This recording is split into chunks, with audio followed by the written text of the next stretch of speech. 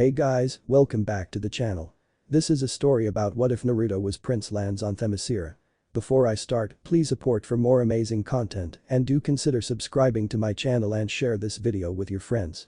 This is written by the superior straight edge and link in description and support writer. Let's start the video. Prologue. The son of Hippolyta. Trudging cautiously through the large and lush forest of Paradise Island was a small herd of wild boars searching for a new grazing location. The last one they occupied was lost to them when a vicious and hungry panther suddenly attacked and killed a number of their kin without warning, effectively forcing the survivors to flee the territory they once proudly roamed. Now miles away from their feline tormentor, the wild boars walk the forest floors, completely unaware that they've been targeted by new predators. Observing the small group of beasts from a respectable distance were two figures that stood undetectable thanks to the cloak of darkness the forest provided for them. "Remember your lessons, daughter," the taller of the two figures whispered, her tone was hushed enough to escape the boar's ears. "When it comes to hunting, what you must value over all others is patience. Now draw your weapon my child and prepare to secure tonight's meal." The woman speaking was none other than Hippolyta, the queen of Themyscira. A city that was built in the middle of Paradise Island by a race of immortal Amazons. Normally during such an early time in the day, the immortal queen could be found occupying her throne room or greeting her subject sisters on the streets of Themyscira, but today, instead of attending her royal responsibility, she decided to spend some bonding time with her daughter, Diana, by teaching her how to properly hunt. Thanks to some lesson from Themyscira's top archer, Artemis, the young princess was far from being an amateur with a bow. Lifting her bow and arrow with practiced ease, Diana trained one of her sharp blue eyes on the biggest wild boar. "Be sure to keep your shoulders high, your back straight and a keen eye focused on your target." "Yes, mother." "When drawing your arrow be sure to apply just the right amount of pressure." "Yes, mother." Bracing her little huntress with a prideful smile, Hippolyta lightly placed a supporting hand on Diana's shoulder. She knew her little warrior was already very proficient with a bow and arrow thanks to Artemis's training, but her motherly instincts couldn't stop her from sprouting pieces of advice. I must be quite the bother, I'm sorry, Diana, just show me what Artemis has taught you." Suppressing the urge to roll her eyes in annoyance, the young princess uttered a final yes, mother. Diana began pulling back onto the arrow's drawstring with intent, her metal and missile at one of the unsuspecting hairy beast. "One shot. One kill." The princess said quietly to herself, according to Artemis's never-ending lectures, that was the right state of mind to be in when one is wielding a bow. As Diana finally released the arrow from the bow, almost simultaneously, an unnaturally loud noise that neither of the Amazons could recognize tore the air as something massive passed above the mother and child, effectively blocking out the sun few brief seconds. Before either mother or daughter could begin speculating about what just flew over them, the two found themselves struggling to stay upright as a violent tremor shook the ground and another loud noise echoed throughout the forest. However, unlike the first sound that interrupted their hunting trip, the two royalty were able to compare the sound to something large crashing, and according to the volume it wasn't far away. "By Hera, what was that?" a shocked Diana yelled as she looked to her mother for an answer. Hippolyta, facing in the direction of where the unnaturally loud sound originated from, withdrew the sword that hung from her waist and moved closer to her daughter. "I don't know, daughter. But I intend to find out." Now with her mind focused on her self-given mission, the queen was prepared to go investigate the disturbance, but stopped for a moment to address her daughter. "Diana, you must stay here." "What?" the raven-haired princess said in a hushed whisper. "Mother, you can't be serious." "I am," Hippolyta said with steel in her voice. "There very well may be danger ahead. And she could not put her precious daughter at risk. And that's exactly why I should accompany, mother." Diana argued back, as a proud Themysciran, she found the idea of being asked to stay behind equivalent to an insult. "Just like you and my sisters, I am a born warrior and deserve to be treated as such."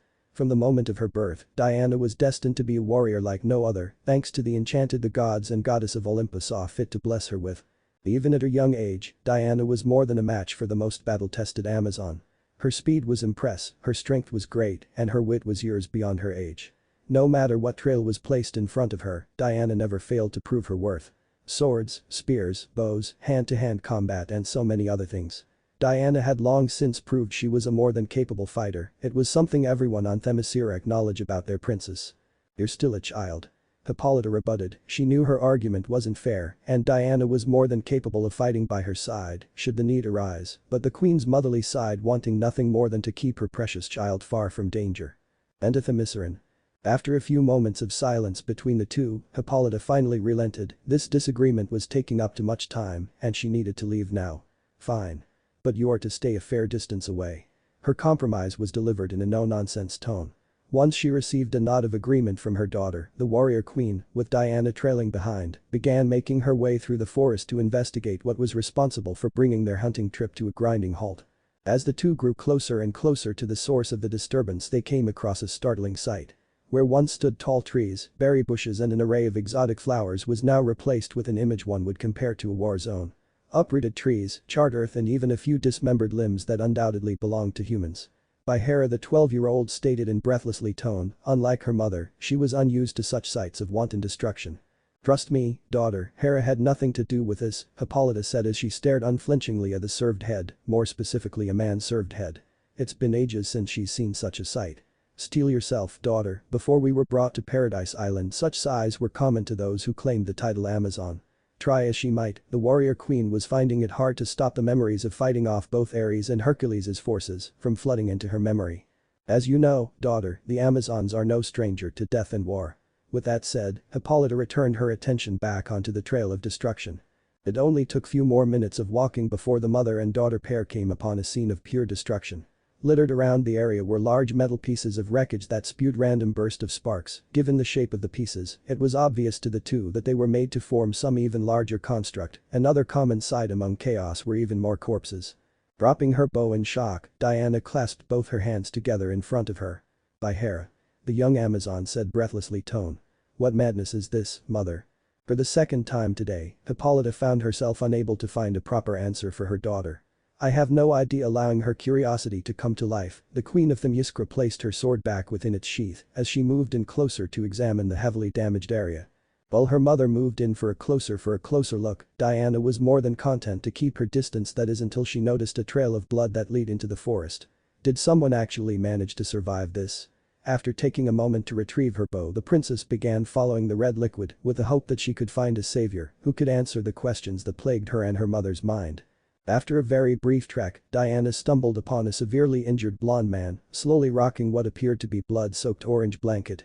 Appearing between the ages of 20 and 25, the heavily injured young man was dressed in full black bodysuit that sported a various amount of rips, burns and fresh bloodstains. Strapped to his back was a long katana that features were hidden by a black sheath. Based on all the equipment the man wore, it was obvious he was some kind of warrior.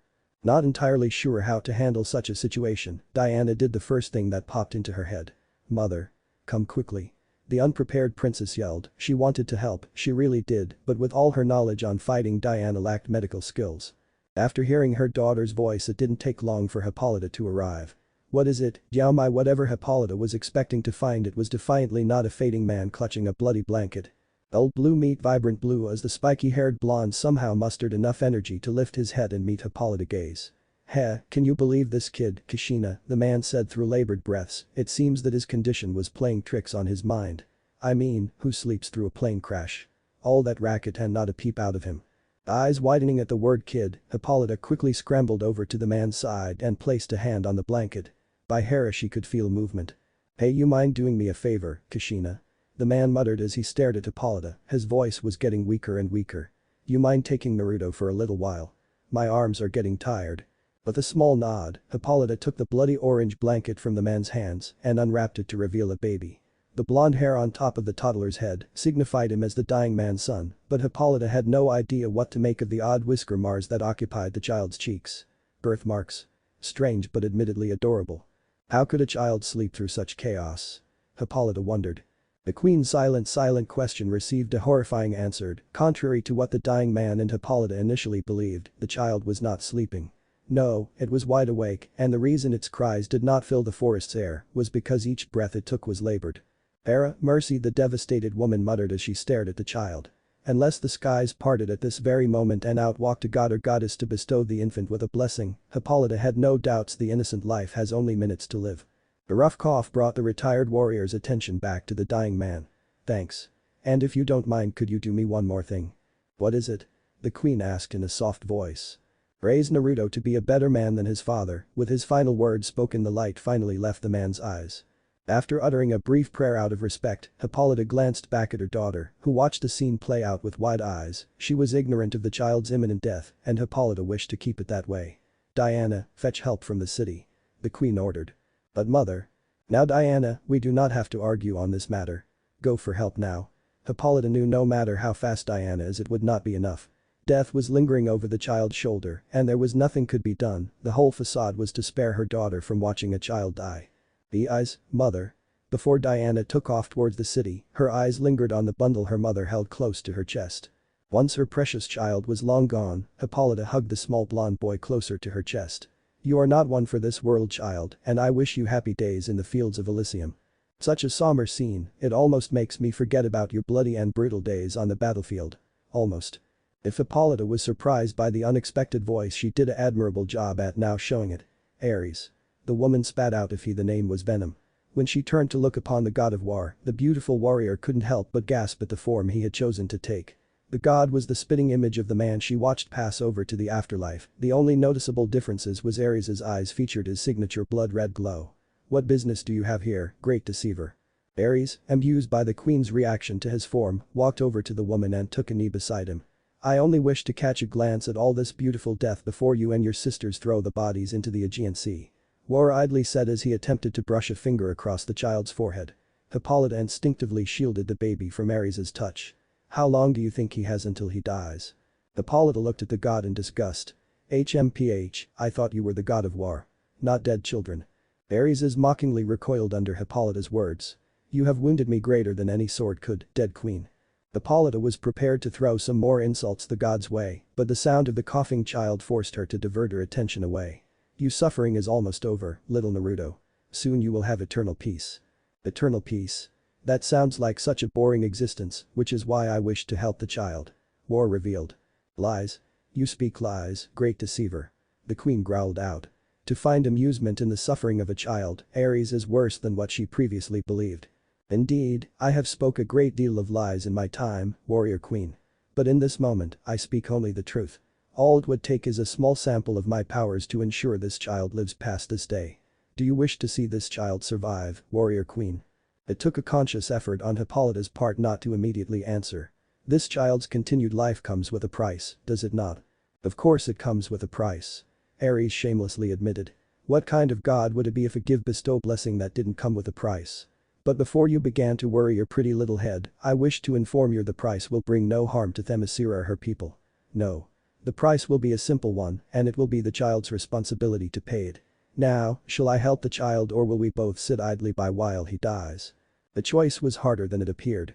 Let a child die in her arms or put an innocent life in debt to Ares, damned if you do, damned if you don't. Save him. Save the child's life. She made a promise to take of the child, and if that meant dealing with Ares, so be it.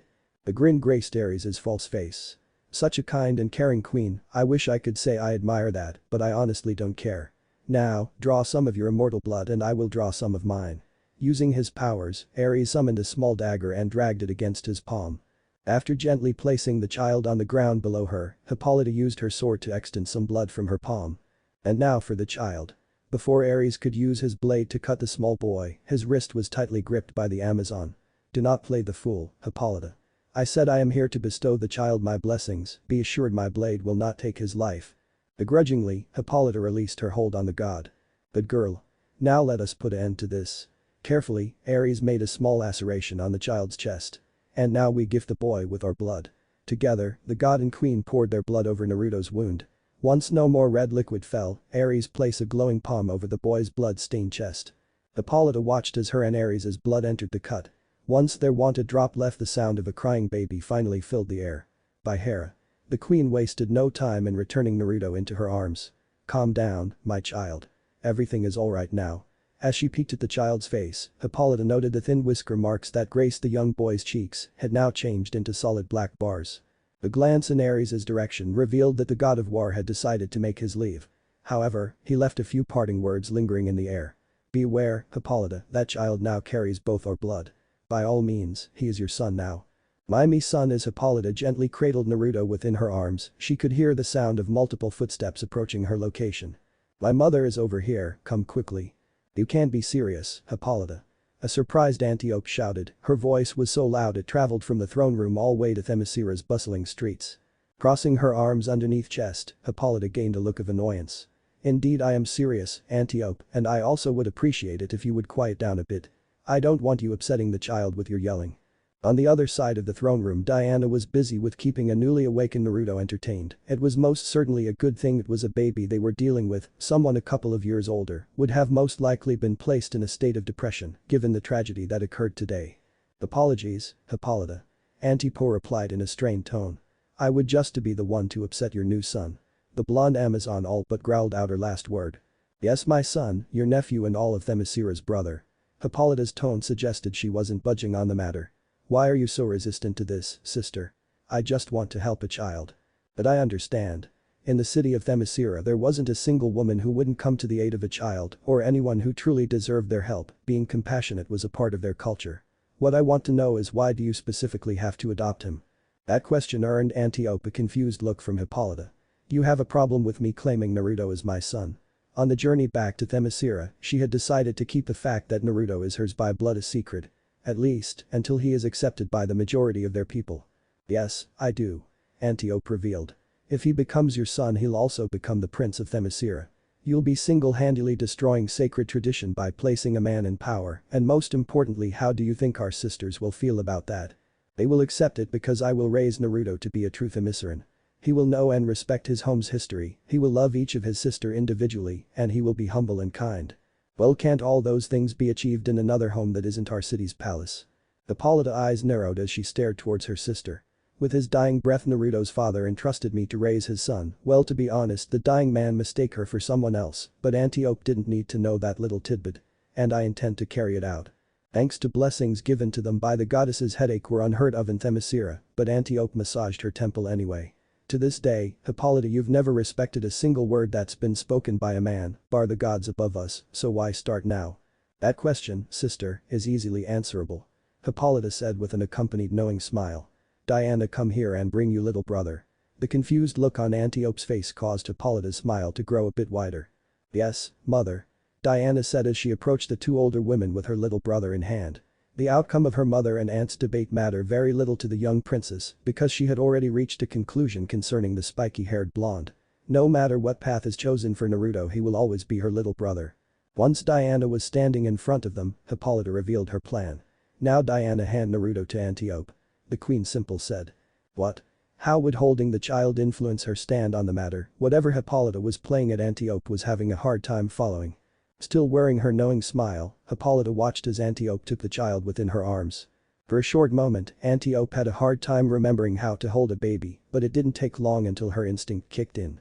What is your game, Hippolyta? The blonde Amazon thought as she stared at Naruto's features. TCH, I suppose you are kind of cute with your bright blonde hair, ocean blue eyes and adorable whiskers. But are you cute enough to hold a position of power in Themyscira? Absolutely not. Well, maybe just a little power. After a couple of silent minutes passed, Antiope finally relented and pressed the child against her bosom, giving him a hug. Oh, I can't take it anymore. What woman wouldn't such an adorable child as their own? I wish I was the one found. Hippolyta couldn't help but chuckle at her sister's actions. Just as planned. Don't forget, he's your nephew, and I will be depending not only on you to help me properly raise him, but all of Themyscira. Oh, I plan to. Antiope said as she placed a kiss atop of Naruto's head. But I still think some of our sisters will be wary about putting a man in a position of power. Of course they will be, how could they not given their history? And I don't blame them. But Naruto will not be like the man they've experienced before, he'll be different, he'll be better. We all will make sure of that. HMPH, let's ensure we do. Antiope said with a small smile. So do wish for me to gather Amazons to make the announcement they have a new prince? No. That won't be necessary. Hippolyta answered with a shake of her head. I started my day off wanting to spend quality time with my daughter, and now I wish to add my son into it. Later in the evening. Thanks to the light from the full moon that occupied the sky, Hippolyta was able to receive a clear view of what she believed to be most adorable scene in the world. Both Diana and Naruto cuddled together on her bed, sleeping off today's life-altering events. As the queen silently watched too, she could feel a set of eyes watching her from behind. Quickly swiveling around, Hippolyta came face to face with a snow-white owl that sat in her window. That isn't just any owl, she thought as her eyes stayed glued on the winged creature. Wasting little time, Hippolyta removed herself from the bed in a way that wouldn't awaken the sleeping children and bowed before the bird. Lady Athena, the warrior queen, said in a soft voice. Without any warning, the owl, revealed to be a goddess, abandoned its perch and flew into the bedroom. Maintaining her kneeling position, Hippolyta watched as the owl transformed from a simple bird into a beautiful goddess. Dressed in an outfit that was a mixture between royal robes and battle armor, Athena was a thing of beauty. Dark brown hair falling into the middle of her back, lightly tanned skin that seemed to accented by her golden armor and an air of wisdom that seemed to make others around her offer their undivided attention. "Rise, Queen Hippolyta," the goddess of war said. "I will not have you bow to me in your own bedroom." Obeying the goddess's words, Hippolyta lifted herself from the floor but stood in a way that said she was talking to someone of a higher status. "To what do I owe the honor of your visit, Lady Athena?" She already a hunch. Athena offered Hippolyta a benevolent smile as she addressed the question. "Why, I'm here to see the newest addition to Themyscira." Moving closer towards the bed, Athena stood over the sleeping forms of Diana and Naruto. "Well, isn't he just the cutest?" "Indeed he is, Lady Athena." Hippolyta responded in a monotone voice. This wasn't like gushing over the child with Antiope, she was talking to a goddess. With gentle hands, Athena carefully pried the sleep baby from Diana's arms and held him. "So do you really intend to raise him as a themysciran? Even though he carries the blood of your people's most greatest enemy?" "He also carries my blood, Lady Athena, therefore he is a themysciran." "An honorable endeavor indeed," Athena said, commenting on Hippolyta's plans to treat the boy as if he's her own. "But your plan is not without flaws."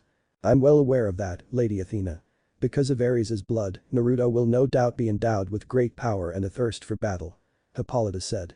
"But Ares is not one who is raising Naruto, I am. My son will honor and love Themyscira. He will better than any before and after him, this I promise, Lady Athena." Spoken like a mother. The goddess of war and wisdom complimented. "And as a themysciran, young Naruto is entitled to my love. I wish to offer him a gift." Holding out both her hands, a bright glow surrounded her hands, forcing Hippolyta to look away for a few moments. "Return your gaze to me, Queen of Themyscira." Within the goddess's palms was a small lion cub. "Behold, a companion that will stand by Naruto's side until the end of his days." Chapter 1. Days of Youth. "Well, I have to admit, that went much better than I expected," a pleased Hippolyta said as she walked through halls of the Themysciran palace with her two children trailing not far behind. The reason for the mother of two bright mood was because just moments ago the immortal queen along with her daughter bore witness to just how accepting and kind their sisters can be when she announced Naruto's presence and position to her fellow Amazons. Admittedly, a small part of Hippolyta feared Antiope's theory of a number of Amazons not being too pleased to know a male would be given the title Prince of Themyscira, but much to Hippolyta's relief. She received no outcries of anger when she offered the stage to any who would disagree with her decision. Though that could have been attributed by her Hippolyta informing the women of Athena's blessings. "I truly hope they want Naruto here and didn't hold their tongues in fear of insulting Athena." As Diana trailed behind her mother, she carefully cradled her little brother within her arm. "They did seem quite welcoming to little Naruto, mother." The princess happily noted, like her mother, Diana was ecstatic to know that Naruto wouldn't be treated like an outsider. "Given our people's history with men, I'm surprised no one stepped up to argue against you, mother." Thanks to her history lessons, Diana was well aware of the suffering her mother and sisters endured in the past. "That's because our little prince is nothing more than a child, Princess Diana." Both the queen and princess heard a voice say behind them. All it took was a quick turn to reveal the speaker to be a woman whose features included long orange hair fashioned into a ponytail, green eyes that seemed to dance with amusement, and an outfit that was favored among the Bonamidal Amazons. "Just because we Amazons have bad history with men, that doesn't mean we'll project our anger onto an innocent child. We're warriors, not monsters." "Artemis." Diana chirped upon seeing her favorite combat instructor. Turning Naruto towards Artemis, the princess gave the infant a brief introduction. "Artemis, Naruto, her name is Artemis. And she's the most talented archer in all of Themyscira. I've once seen her hit an apple dead in its center from 500 meters away in a rainstorm. She's also teaching me the fighting styles of the Bonamidal Amazons, and when you're older, I'm sure she'll teach you too." Naruto's response was to babble incoherently. "I am humbled by your kind words, my prince." Artemis said jokingly, she even went as far as taking a small bow. "Hello Artemis," Hippolyta greeted. Not unlike a decent portion of Themyscira's population, Artemis was not born among their people, instead she originated from a tribe of Egyptian Amazons that joined Themyscira when their home was destroyed during a great battle. Ever since her arrival, the orange-haired woman continued to prove herself as a valuable sister with her fierceness in battle. "Is there anything you need of me?" "There is indeed, my lady." Artemis answered before turning towards the two youngest Themysciran. "Why don't go take your little brother to the garden, Princess Diana, I have things to discuss with the queen." Little brother. There's a word Artemis thought she'd never use. Diana's cheeks puffed up in annoyance at the way she was so casually dismissed. "And why would I do that, big sister? As princess, don't you think I'm entitled to know what's going on in my city?" She wasn't speaking out of pure nosiness or entitlement. Diana took her role as the princess seriously and wanted to be included in helping in problems that themyscira might encounter. According to her mother, being the princess meant she was a servant of the people and was expected to come to their aid when they needed her help. Trust me, princess, this is something beyond your age. That managed to get Hippolyta to arch a brow in curiosity. There weren't many secrets among the Amazons. Wipe that frown from your face, daughter, and don't worry about a thing. Hippolyta said in a motherly tone. Just do as Artemis says and take Naruto to the garden to play. If Artemis insisted that Diana was too young for this talk, then she'd have to agree to send the princess away. However, if she could, Hippolyta would later give Diana a abridged version of the conversation. Obeying her mother, Diana turned away from the two and began walking towards the palace's garden. Come, little brother, I'll show you my favorite type of flower. Once Diana and Naruto was out of listening range, Hippolyta turned towards Artemis and shifted her persona from caring mother to warrior queen. What is it, Artemis? She hoped with all of heart the conversation topic wouldn't be about her son's place in their society. I believe it would be best if we take this conversation to your throne room. That's where the others are. Others?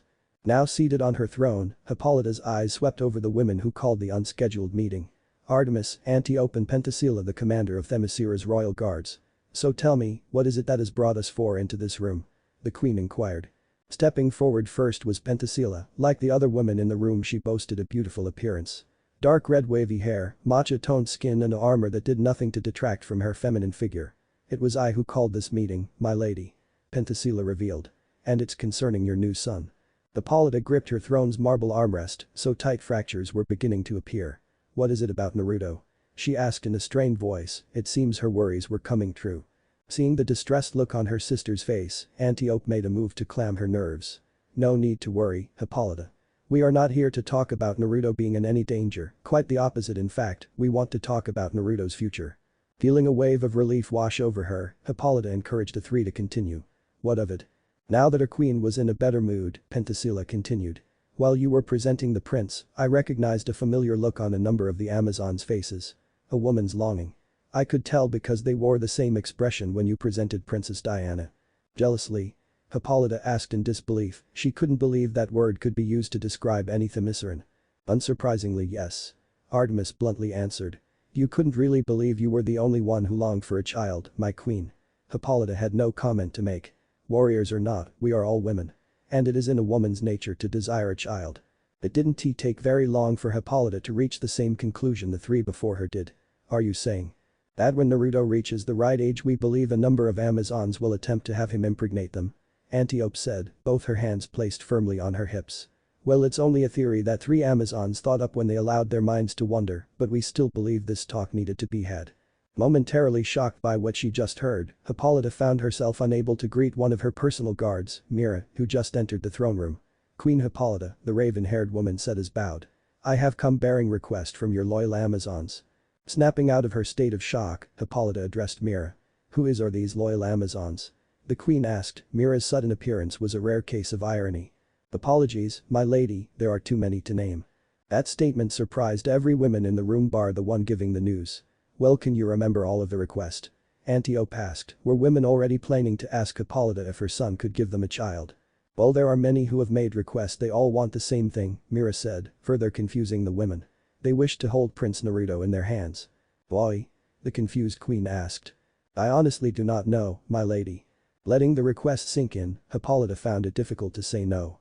Send a few in, I would like to have words.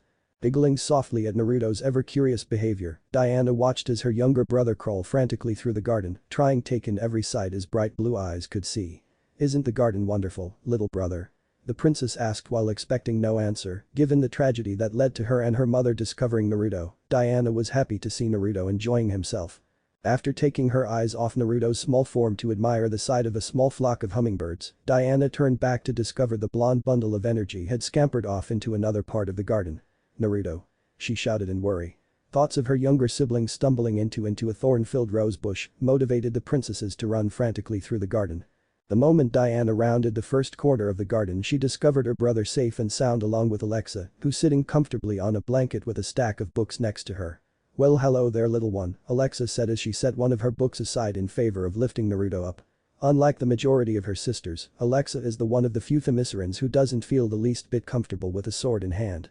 In fact, Diana couldn't recall a moment when she seen Alexa holding a unsheathed sword. It's this lifestyle choice that encouraged Hippolyta to ask the well-read Amazon to instruct Diana in their people's more non-violent ways. So this the little prince I've been hearing about.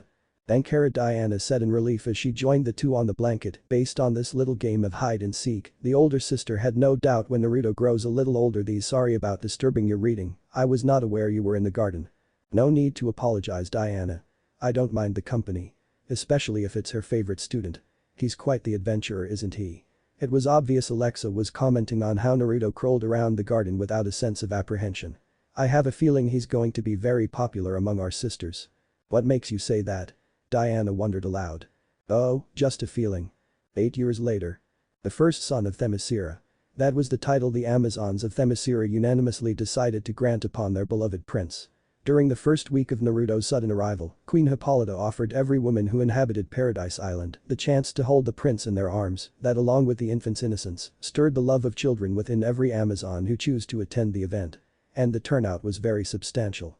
And so through the passing years the young prince knew the love of 1,000 mothers and the teachings of Themyscira's most wisest scholars and decorated warriors. Like a moth to a flame, the first son of Themyscira took to each lesson he was taught so that he might be with them heart and soul. He wanted to know all about Themyscira's history because he declared it to be his history also. He wanted to be great warrior to protect his home and her people just like any prince should. And the more the young boy grew the more he excelled.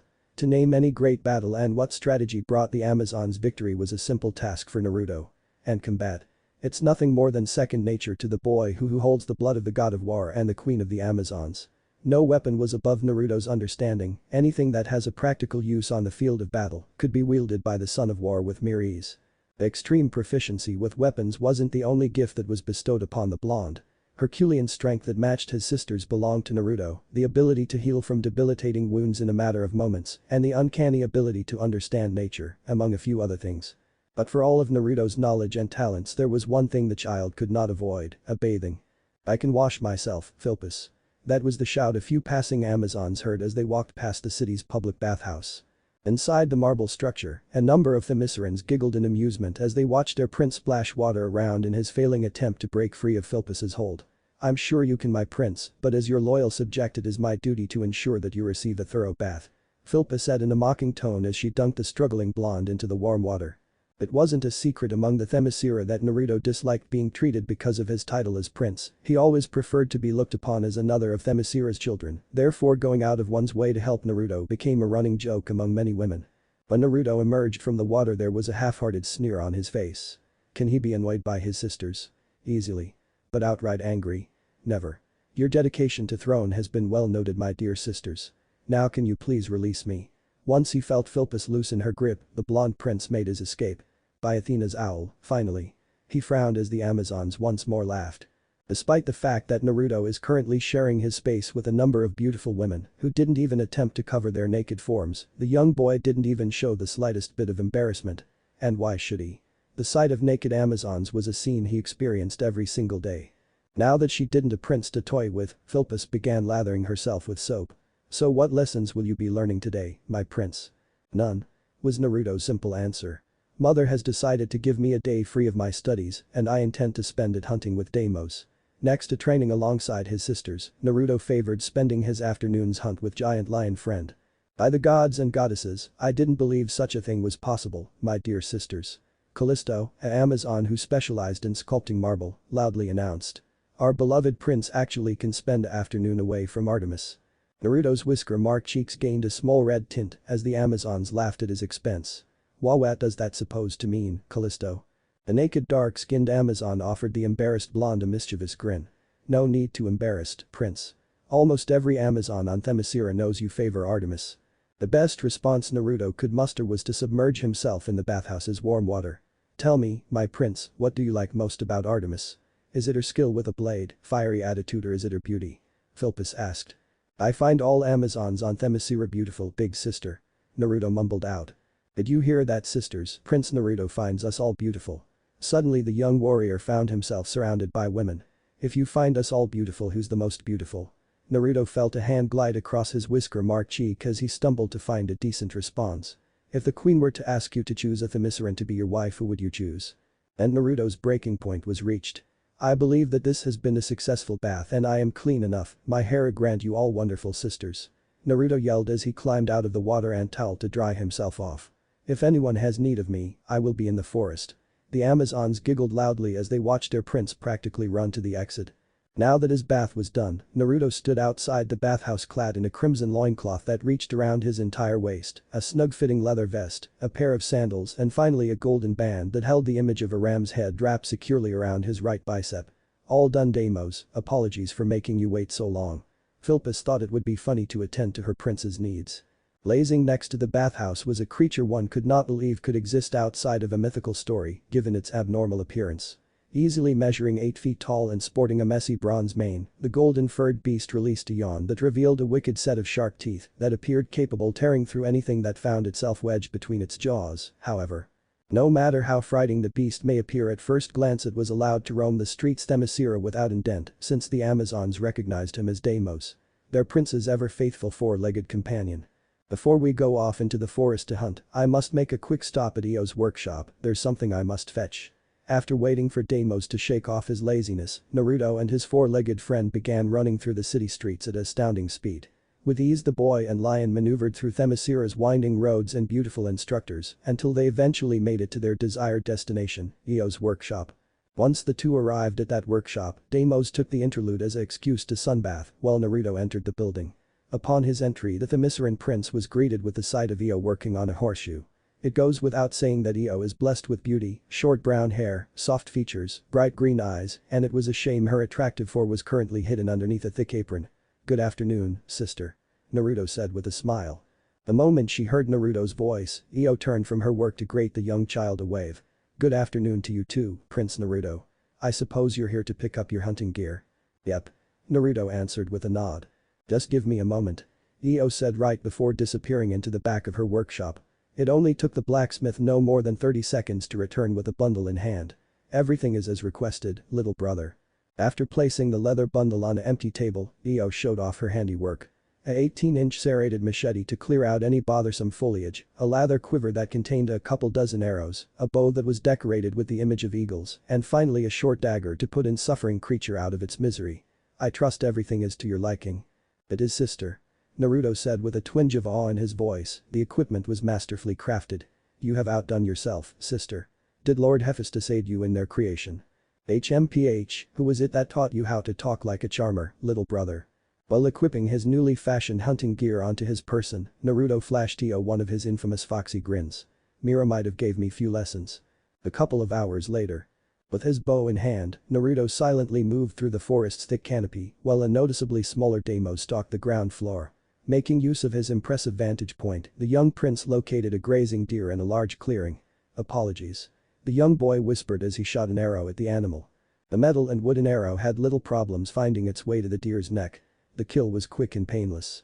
Before Naruto made a move to collect his kill, he took a moment to thank the gods and goddess for a successful hunt, as was his people's custom.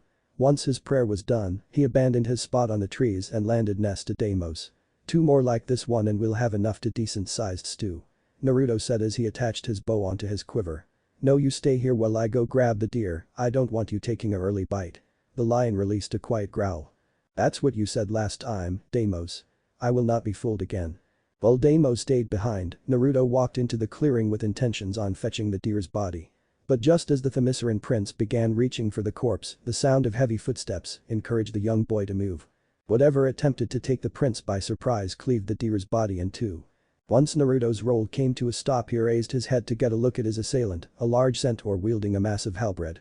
A quick glance in Deimos' direction revealed his four-legged friend was trapped behind a wall of light, which meant he was on his own. The creature's face was filled with bloodlust. "Are you the prince of wenches?" Slowly, Naruto's baby blues began turning blood red. "Watch your tongue, beast, or I'll rip it out and shove it up your ass." Mira might have been the one to teach Naruto how to charm, but Artemis instructed him in the ways of a proper threat. "I'll take that as a yes," the man-beast said as he circled the young prince. "My lord has wished death upon you and I shall grant it." No, with practiced ease, the angered prince withdrew his bow and a single arrow and took aim at the centaur. "You shall only try."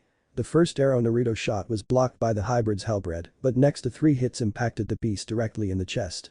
It was a shame its skin was tough stopped the arrows from doing any real internal damage. "Jaya." The centaur roared as it rushed the child with intent to run its weapon through the prince's form. During the mad charge, Naruto easily avoided the attack by jumping into the air, all while shooting a barrage of arrows. Whatever the centaur couldn't block with his halberd barely made it through the creature's thick hide. The moment its royal target's feet hit the ground, the centaur swung its halberd in a downward strike in an attempt to cut the boy into two, however his weapon was stopped by the boy's machete. "You're fighting a themysciran, beast." Naruto growled as he parried the attack with ease, his strength ensured the action was done with little to no problems. Thanks to the unexpected block, the prince was offered a clear opening when the beast stumbled backwards.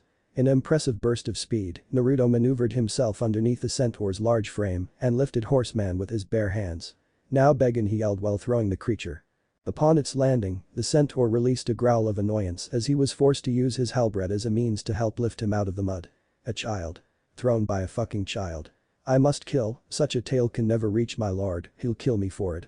Fueled by blinding rage, the hybrid once more attempted a direct charge. After waiting for the most opportune moment, Naruto quickly planted his machete in the ground while he sidestepped the attack and gripped the halberd's exposed handle, which effectively brought the charge to a grinding halt. Unskilled monster. Impossible. The monster cried out as it felt all four of its feet began to leave the ground. Naruto looked deep into the centaur's eyes as he used his grip on the halberd's handle to lift the monster above his head. "Nothing is impossible for a themysciran warrior, beast." And with that he slammed then man-horse onto the ground. As the creature laid on the ground momentarily stunned, Naruto retrieved machete from the dirt and aimed it in the direction of his four-legged enemy. "I hope Lord Hades has something horrible planned for you." Before Naruto could behead the beast, his serrated blade was blocked by the halberd. "Why don't ask him in my stead?" The centaur yelled as it used one of its four horse legs to kick the boy in his unguarded chest.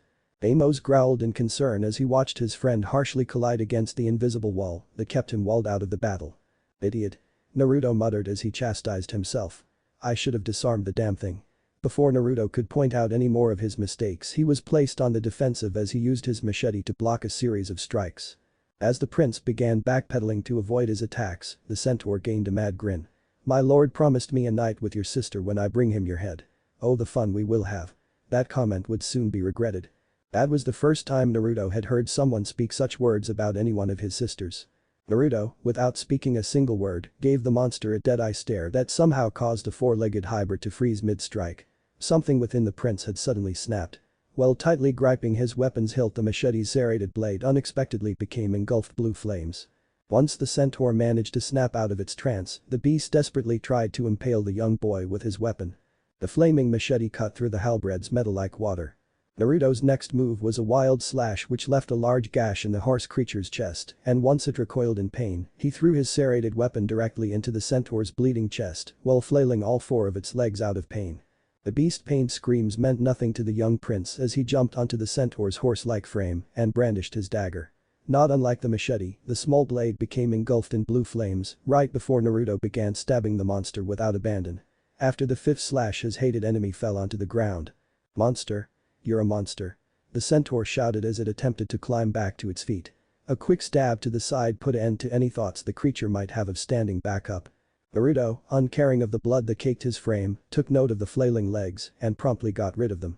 "Remember this for the rest of your short life, beast. Your words caused you this suffering." In one smooth motion, the young warrior plunged the dagger into the centaur's horse stomach and ran the blade through the centaur's entire frame, effectively disemboweling the creature.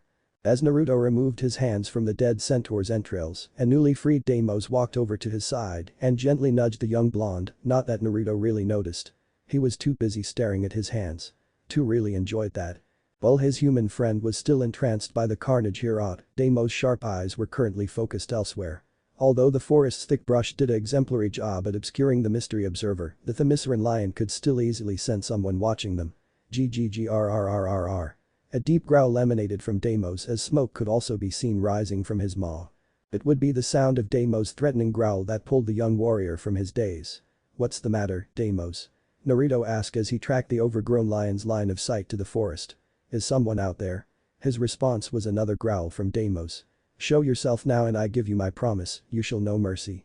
It wouldn't be long before Naruto's call was answered. Emerging from the forest was a figure clad head to toe in armor that was defiantly not made by any themysciran hands, its appearance was way too demonic to be forged by any of his sisters. The only facial feature the prince could make out were two glowing blood-red eyes. Without showing any fear, Naruto held his dagger in a reverse grip. The moment the mystery being showed any signs of hostile, he would not hesitate to react. Are you another beast after my life? Because if you were here from the start, I'm sure you know by now it will not be an easy task. The armored figure took one step forward, an act which prompted Naruto to tighten his grip and Deimos to fall into a pouncing position. A deep chuckle was heard before the man decided to speak. Easy child, I wish you no harm. I was just admiring the sight of you in action. Such aggression, such brutality, you're coming along nicely boy. Despite the smooth tone Naruto was just addressed in, themyscira's first son refused to lower his guard. Who are you? And what business do you have on Paradise Island? For 5 uninterrupted seconds, the mystery man stared at the young blonde before he finally decided to rid himself of the horned helmet that hid his facial features. Now that the helmet was removed, Naruto found himself staring at a face that strongly resembled his own. Who am I? The newly revealed man asked rhetorically. Why I'm your father, child. And I believe you should fix your tone when addressing me, child. After all, I did take time out of my busy schedule to witness your first kill. Naruto's only reaction from the reveal was to tightening his grip on his dagger's hilt. The words of creatures such as yourself are not to be trusted. The man who bore an uncanny resemblance to Themyscira's prince gained a vicious grin. Did your mother teach you that? Yes. Naruto growled out before lunging at the man with his dagger poised to kill. She also taught me how to kill. Chapter 2. Revelations and Megalodons. My prince. That loud and distraught scream was one of the first things to reach Naruto's ears as he slowly limped into Themyscira's bustling marketplace, with not only a plethora of freshly gained injuries littering his person, but also 2 twin wicked-looking short blades that features a horned demon on both of the hilts, pronounced hooks on their lower edges, and an intricate pattern of lines that glowed a light blue hue. Trailing just a few feet behind the limping prince was his feline companion, Deimos. And just like Naruto, the large lion boasted a few notable wounds. The first Amazon to reach the barely conscious prince went by the name Dessa.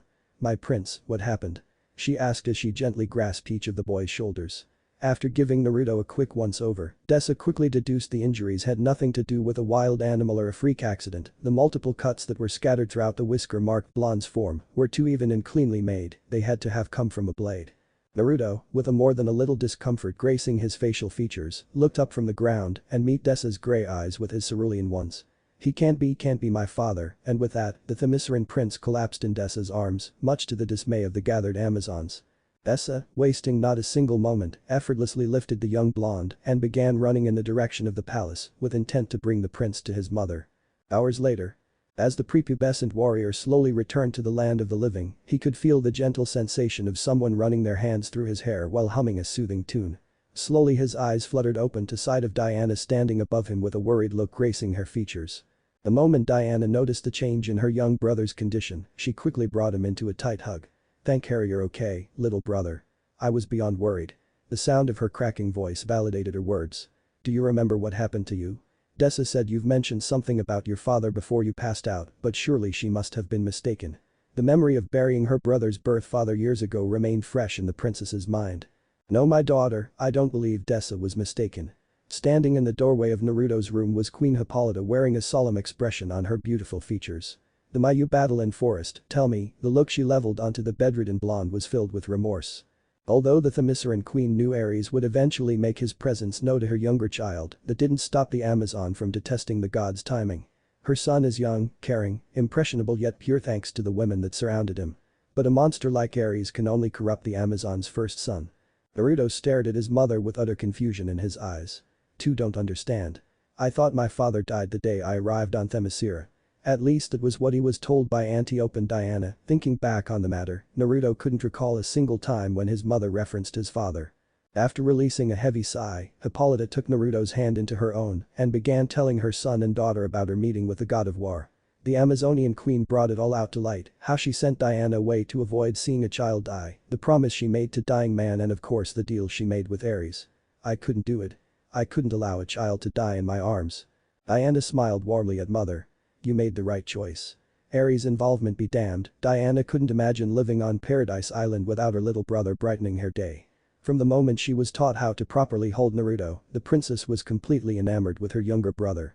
While Diana was able to take the news in stride, Naruto's reaction was less positive.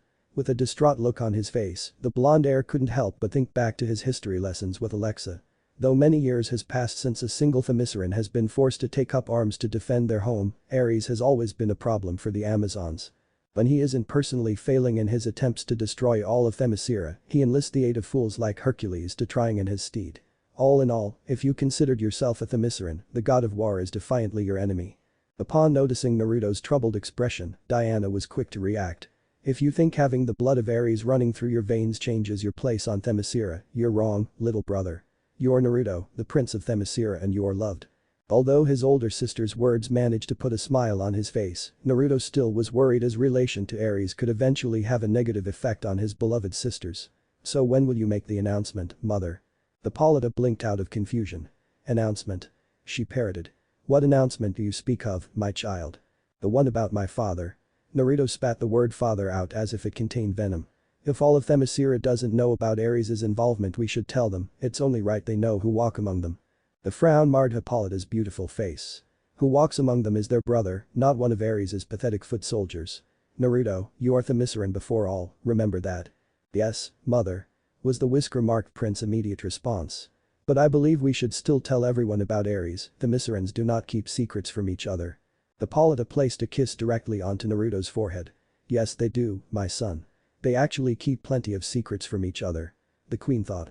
Just because each Amazon loves and respects on another doesn't mean they lay their entire souls to bear. There is no country in the world that can achieve greatness with placing a few skeletons into the closet. Themyscira is no exception.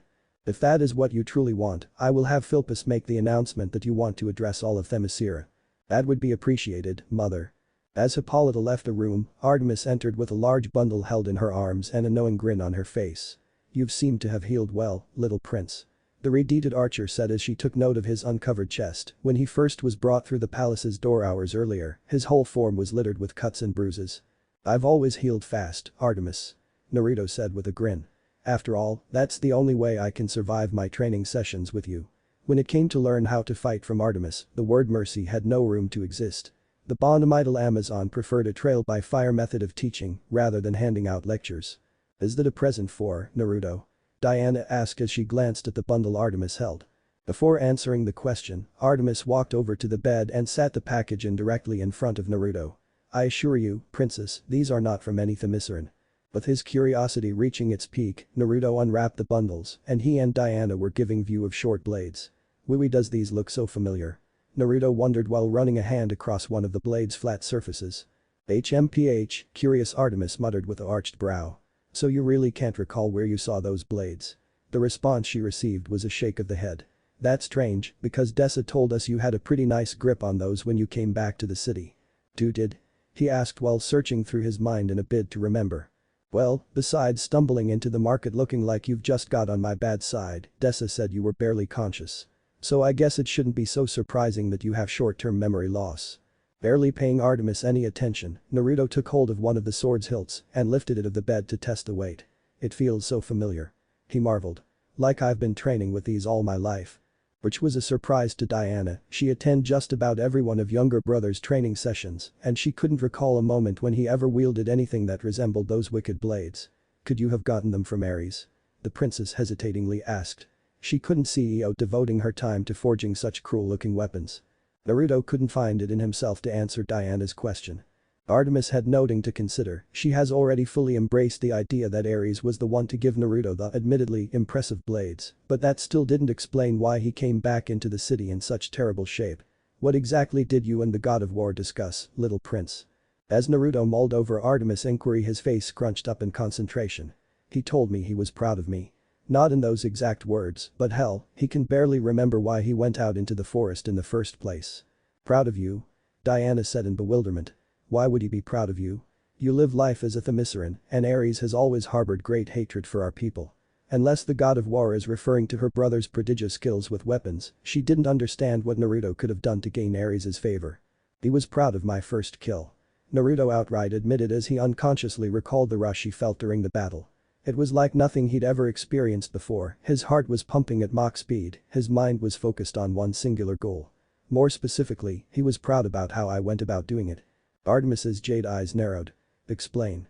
Without any hesitation, Naruto complied with Artemis's request demand. He told them about how his and Daimo's hunt unexpectedly became a battle, how angry he felt when the creature insulted his home and sisters, and how that led him into brutally killing the centaur.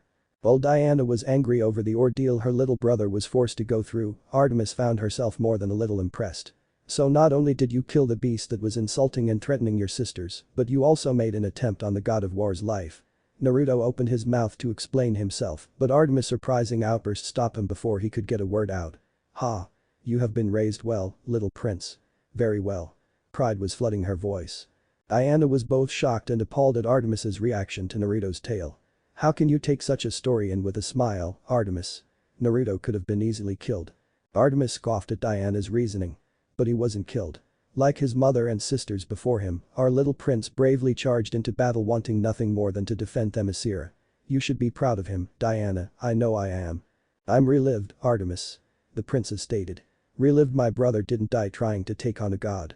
And I don't understand how you can always be so battle ready when we are people of peace. Despite all the battles that filled the themysciran history books, the Amazons consider themselves a peaceful race. That is until they're forced to take up arms. The reason we are even able to enjoy these peaceful days are because we left no army alive to threaten us, princess. Just like you and the others, I too enjoy the peace speeches the queen gives on special occasions, but I also don't forget the battles that lead to our peace. Can both of you please stop this? Naruto shouted, effectively grabbing the attention of the two lovely women. As interesting as this debate is, I want you both to know it's unwarranted. I understand that just because we live in peaceful days doesn't mean we should forget how to wield a blade, and I also understand that as a themysciran, I should hold peace in high regards, which I do. Unconsciously, Naruto began gripping the hilt of the weapon he held. But the only excuse I have for my actions is that I was mad. When that thing threatened my sisters and insulted them, I forgot that there is such a thing as mercy. Diana, replicating her mother's earlier action, kissed Naruto's forehead before placing a hand on his shoulder. I know you had nothing but the best intentions in your heart, little brother, but you must remember that the edge of a sword isn't always the answer. Make no mistakes, your actions honor Themyscira, but it also put you in harm's way. Suppressing a coddling comment, Artemis wordlessly decided to put off her sparring match with Diana later on. Your sister speaks the truth, little prince. You've honored us all with your actions and bravery. She said while ruffling Naruto's spiky locks. Now, I believe you are to address Themyscira soon, am I correct? The young blonde nodded in confirmation. Well, it wouldn't be very appropriate to talk to your sisters as is, the princess, and I will leave you to prepare. And with that, the two gave Naruto a small bow before leaving the room. Once Diana and Artemis were no longer in sight, Naruto tossed both of the identical swords across the room, as if it was a crime to even be in their presence. I don't need you in my life. 2 years later. Is there anything on Gaia's green earth that's better than a well-written book, Deimos? Alex idly asked Deimos as she rested her body against the enchanted lion's massive form while reading a book that told a story about an adventurous young woman who travels the world. Just like the red-headed beauty expected, the notoriously lazy lion simply yawned in response to her question. I suppose you are entitled to your own opinion, my friend. All the living personifications of beauty and the beast enjoying the quiet setting the sun-drenched beach offered, Deimos' ears began to involuntarily flicker as the sound of something emerging from the ocean reached him. A lazy glance upward revealed it was none other than Themyscira's first son, Prince Naruto. Over the course of 2 years not much has changed in Prince Naruto's life after he revealed that the blood of the Amazon's most dreaded foe runs through his veins. Of course, after the initial reveal, there were a number of Themyscirans who felt uneasy with Naruto's presence that in turn led Hippolyta to assign the prince 4 royal guards. Although the number of Amazons who distrusted the prince was few, Naruto still felt wounded. It was only after Artemis, under no orders, who made the story of Naruto's meeting with the god of war public knowledge, help sway the Amazons back onto the prince's side. But the empty and torn fishing net in hand and droplets of water falling from his form and into the sea below, Naruto wore a frown as he threw the net aside. Annoying beasts, the prince muttered in frustration. Alex, closing her book for the moment, took notice of her prince's irate state. What's the matter, Prince Naruto, has the megalodons been eating your catches again? The literature-loving Amazon asked. Yes. It seems those lazy sharks have decided to quite hunt for themselves and eat whatever they can find in our nets. Naruto said as he glanced back in the direction of the Argent Sea. I thought I had an understanding with those overgrown fish. The calming smile was all Alexa had to offer the angry prince. You shouldn't be so upset them, my prince. You know how the megalodons get when they're hungry. The fact that prehistoric monsters such as the megalodon shark still exist and roams around Paradise Island shores caused the Themyscirans no worries. Instead of being cautious or fearful of the massive hunters, the Amazons treated the megalodons as protectors and allowed them to swim their waters undisturbed, and in return the sharks have never showed any aggression to an Amazon. Sighing, Naruto swam to the sandy shore and walked onto the beach. I'm not that angry megalodons, big sister, I'm just slightly annoyed I couldn't catch a king crab for EO. He admitted as he made his way over to Alexa and Deimos. Besides, he couldn't hate the megalodons, ever since he was taught how to swim by Alcyon, one of Naruto's royal protectors. The giant sharks have been serving as his protectors from the creatures of the deep. I just felt I need to do something nice for her to repay her for the excellent blade she's forged for me. Well, I'm sure she'll more than appreciate the effort. Alexa assured the prince with a smile. Now, I believe it's time we start heading back to the city, otherwise you might be late training session and upset Artemis. A frightful shiver ran up Naruto's spine as he thought about being forced to spar with the angry Artemis. I suppose you're right, big sister. Before he could finish his statement, Naruto found himself silenced as something large and fast flew past his head. By Hera. He may not have any idea what the object is, but the trail of smoke makes it easy to track. What was that? Alexa wondered aloud as she watched airborne craft head towards the forest. I don't know, the prince answered before jumping onto Deimos' back and grabbing 2 handfuls of his bronze mane. But we should find out, hang on tight, sister. And with that said, Deimos began following the trail of smoke. It took Deimos only a matter of seconds to make it to the forest from the beachfront. And the deeper the three traveled the more obvious it became they were not only ones who bore witness to the spectacle, just a few meters of them were Diana, who was horseback, and Artemis who ran with a spear in hand. It didn't take long for Deimos' speed to outpace both his sisters. Just what do you think you're doing, little prince? Artemis yelled the moment Naruto and Alexa rode past her. At this point it was obvious to Naruto that everyone was chasing something or someone, but what or who was still a mystery to the prince. To be honest, Artemis, I have no idea. He happily announced before running into a dead end.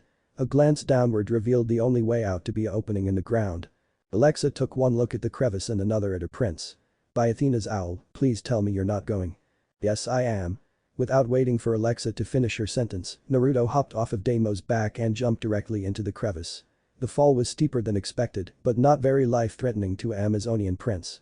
After landing in a stream and allowing the current to direct his course, the whisker-marked themyscira eventually ended up on a riverbank, with the only thing to greet him was the sight of Diana standing over an unconscious figure.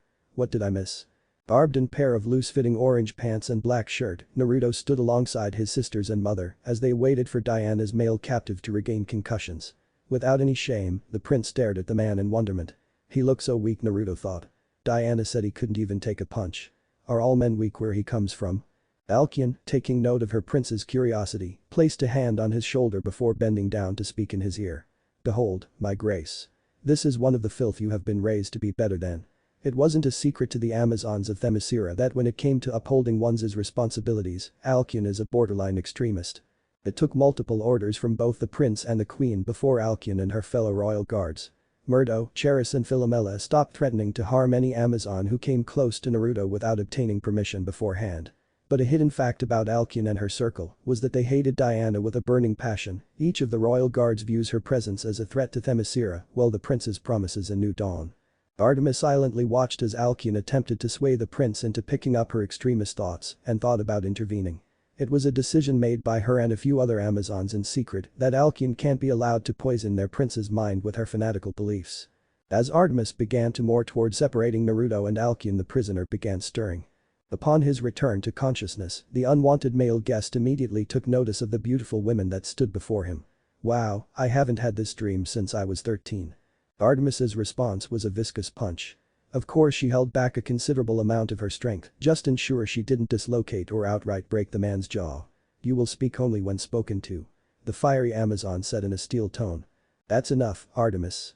Hippolyta said as she walked to the front of the crowd with the golden lasso in hand. Welcome to Themyscira. We are the Amazons. We live simple lives and we wish to keep it that way. There are a few questions we have to ask you.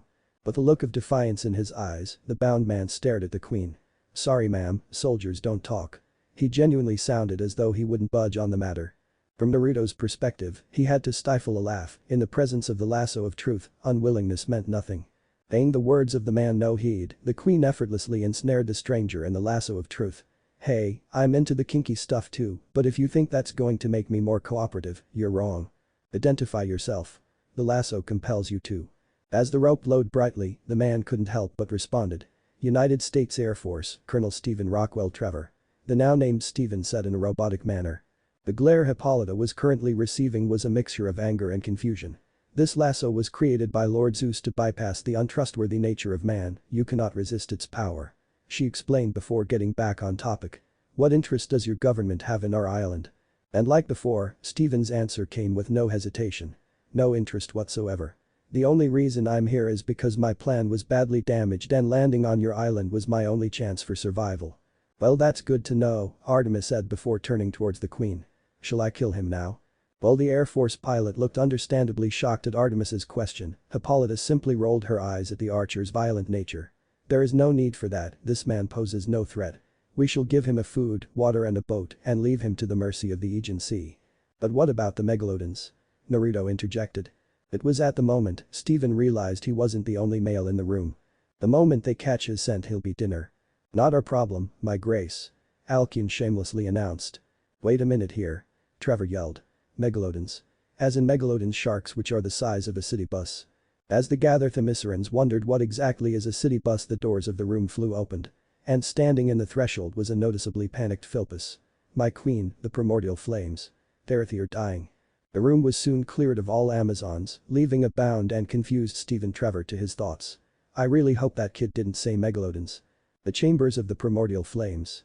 Like most rooms that held something of import, the chambers of the primordial flames featured some of the finest themysciran architecture. Large marble pillars, walls emblazoned with the images of the gods and goddesses, and of course the centerpiece of the room was the primordial flame itself. Usually the blue flames that danced on the golden disc stood as tall as a human, but now, its eyes was no bigger than a bush. I don't understand, the fire was lit by the gods themselves, how can it be dwindling? Hippolyta asked Menelope, the oracle of the Amazons. The gods, my queen. Menelope began as she gazed at the dying flame. They cry from Mount Olympus. There is great danger on the horizon, and the world is in need of Themyscira's help. Artemis couldn't help but frown underneath the weight of the oracle's words.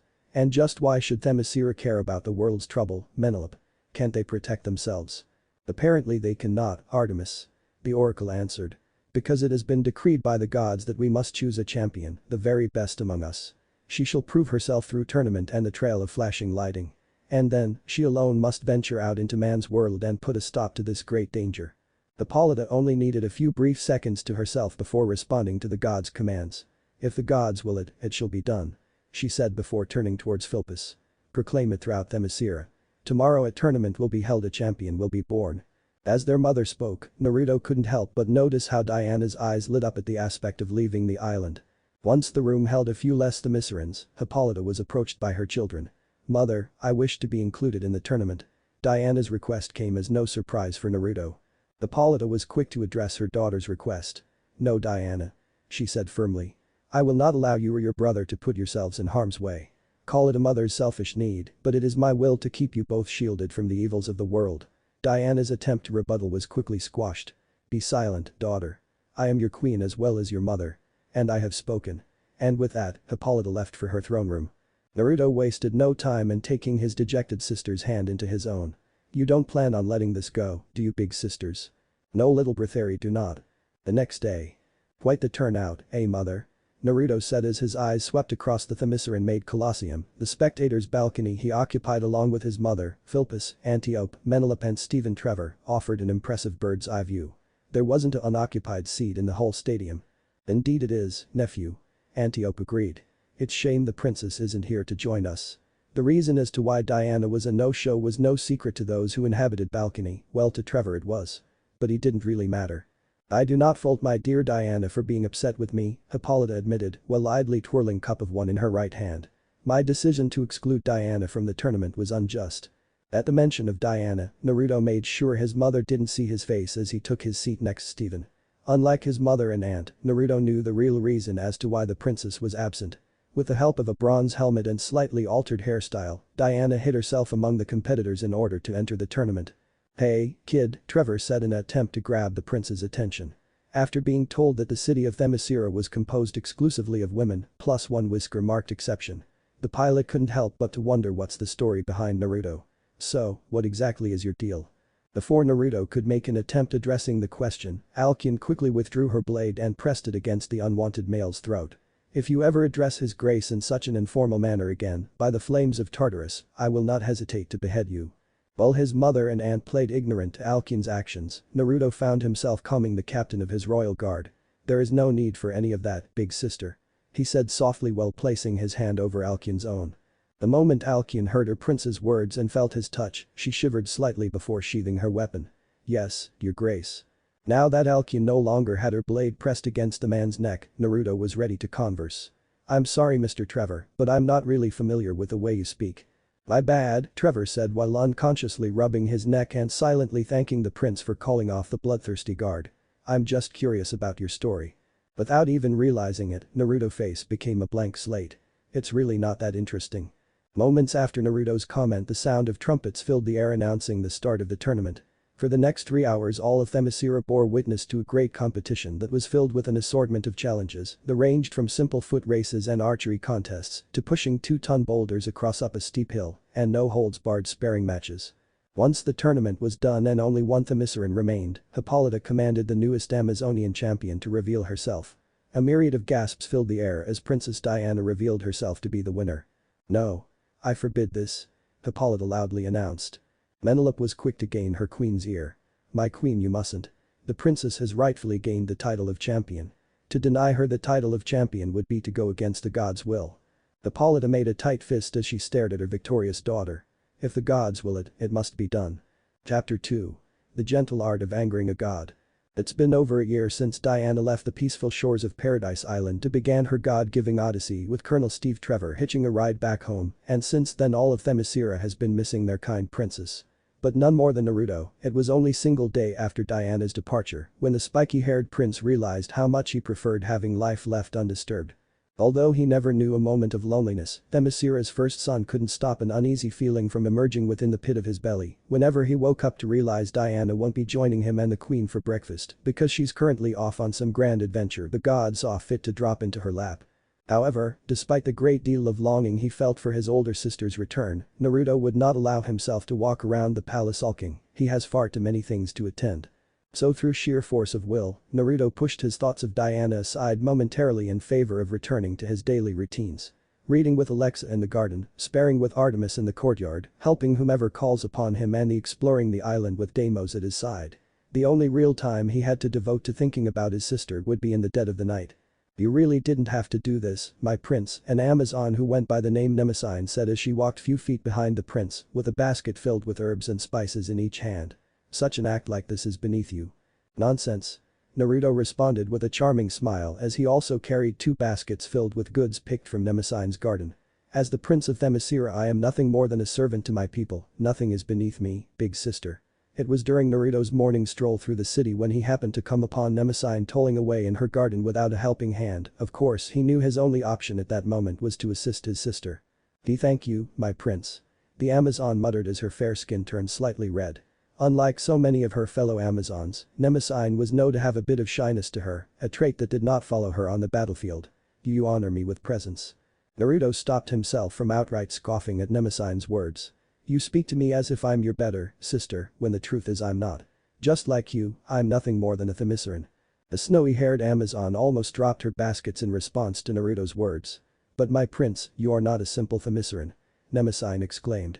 You are the first male Themysciran and the product of Queen Hippolyta's mercy and Ares' godly abilities. You have the potential to be so much more than us. I know, and that scares me.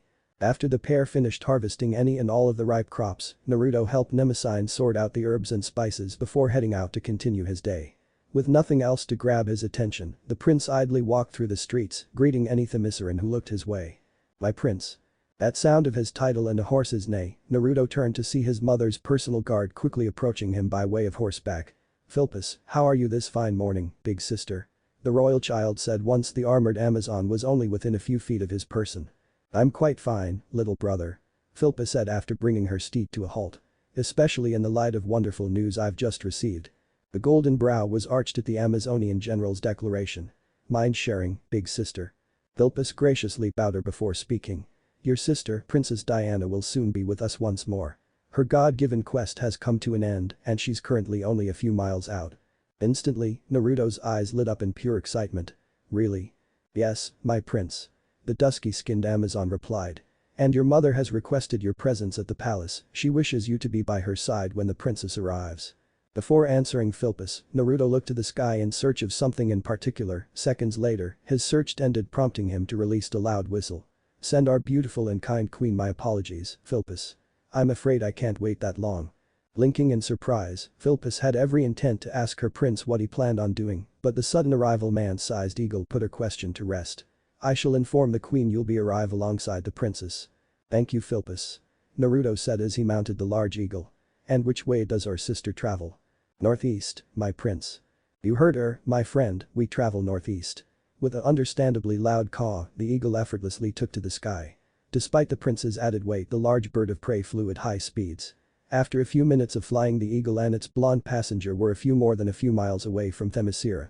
Thanks to Naruto's Amazonian physiology, he was gifted with the ability to see things others can't, and that included the Lancinarian morphing disc, which currently held the form of an invisible plane. Once the eagle was side by side with the plane, the prince fearlessly jumped, mid-air, onto its wings. A second later, the plane's cockpit opened to allow Naruto entrance. He wasted not a second entering the airborne craft. I have missed you, little brother. Those words, compiled with a brilliant smile, were what awaited Naruto in the Lancinarian's cockpit. And I've missed you too, big sister. Naruto quickly wrapped his sister in a hug as the two of them flew home. Hours later. After Naruto personally escorted his sister to the palace, Diana greeted everyone in sight before ridding herself of the equipment she used to complete the god's quest. Once everything was properly stored in the armory, Hippolyta made a commanded that a large feast be held in honor of their princess's safe return. The queen herself led a hunting party that was charged with gathering the meat, while the prince helped out in the kitchen and the princess assisted with preparing the dining hall. It would be hours after sunset before everything is properly prepared to support the great feast Hippolyta has demanded. However, the finished product makes everything worth all the hard work. The hunters provided the cooks more than enough fresh meat to use, the cooks made a variety of dishes to suit the palates of hungry Amazons, and dining hall looked good enough to host a god's birthday. So after singing a few prayers to the gods and a heartfelt speech from the queen, the Amazons began enjoying the fruits, no pun intended, of their labors, while Diana told them stories of the outside world. The princess told her fellow Themyscirans about the outside world's technological advances, how the barrier that separated genders was still present, but weakening as more and more women proved themselves to be equal to, if not better than men in their chosen profession.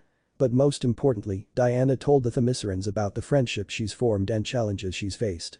For Naruto, it was fascinating to hear about the exciting things he lacked in his life, not that he resents the peaceful one he lives with his mother and sisters, it's just that Diana's tales began to spark his sense of adventure. Days later. Almost done, Naruto muttered to himself as he used a sharpening stone in order to ensure his double-edged sword maintained its sharpness. Since today was particularly hot, the prince occupied the lavish balcony that's attached to his room. He loved the overlooking view of Themyscira the balcony offered. And just as the day seemed like it would be like so many others, something truly abnormal happened. Diana, thy master's voice erupting from the heavens above was a great voice that was heard all throughout Paradise Island. Although the booming voice was new to Naruto, that didn't stop him from deducing the speaker. Lord Zeus, who else but a being of Olympus, could be capable of projecting their voice over an entire island country. Be not alarmed, my child Ren, joyful, for thou art beloved in my sight. For reasons he didn't quite understand, Naruto felt uneasy about Zeus's voice. It contained something that seemed corrupted. For her triumph over the forces that would see us all to ruin, the Princess Diana has earned a special gift, one which alone am able to bestow. All throughout the sky lightning danced every which way. Thus come with me, Diana, come into the presence of thy master. Shouldering his sword, Naruto watched as the clouds above parted to allow Diana to ascend into Olympus. Quite a sight, isn't it, my son? With wide eyes, the prince quickly turned to the side of Ares, fully clad in his godly armor, standing in the middle of his room. You, Naruto said with a sneer. Tightening the grip on his weapon's hilt, the warrior prince rushed the god of war with intent to draw blood. The attack ended when his father effortlessly caught the incoming blade with his armored hand. Is this how you would greet your father, child? A swinging sword in blind fury. With his free hand, Ares removed his helmet to reveal he's still using the face of Naruto's birth father. I approve. Understanding that his sword was lost to him, Naruto relinquished his hold on the hilt and quickly made his way wall that was decorated with an assortment of weapons.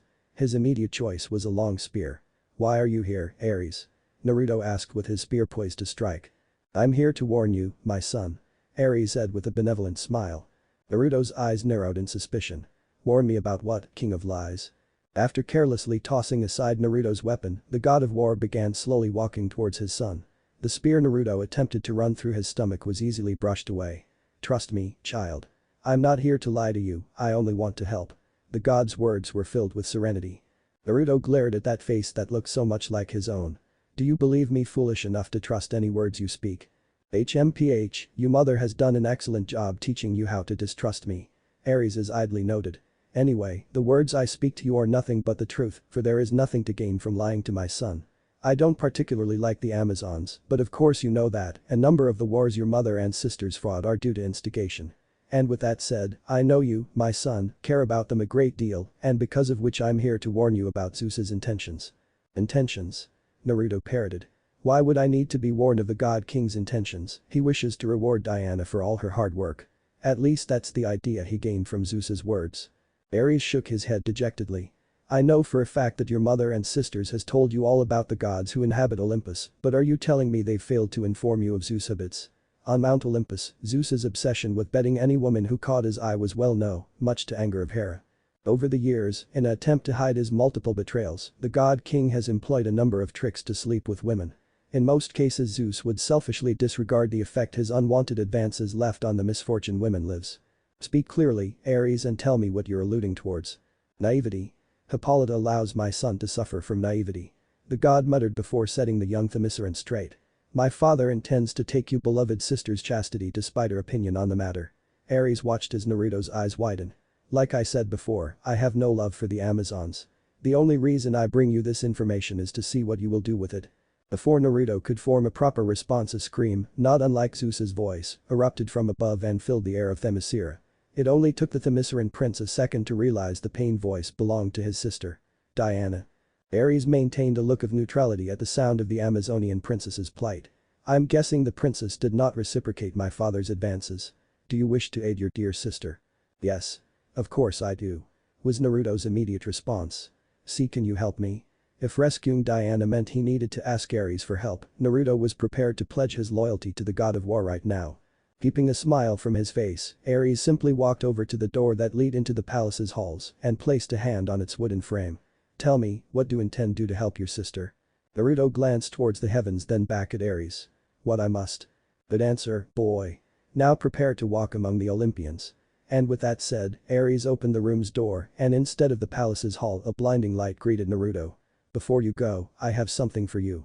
With a snap of his fingers, Ares watched as a blue flame enveloped Naruto's entire person.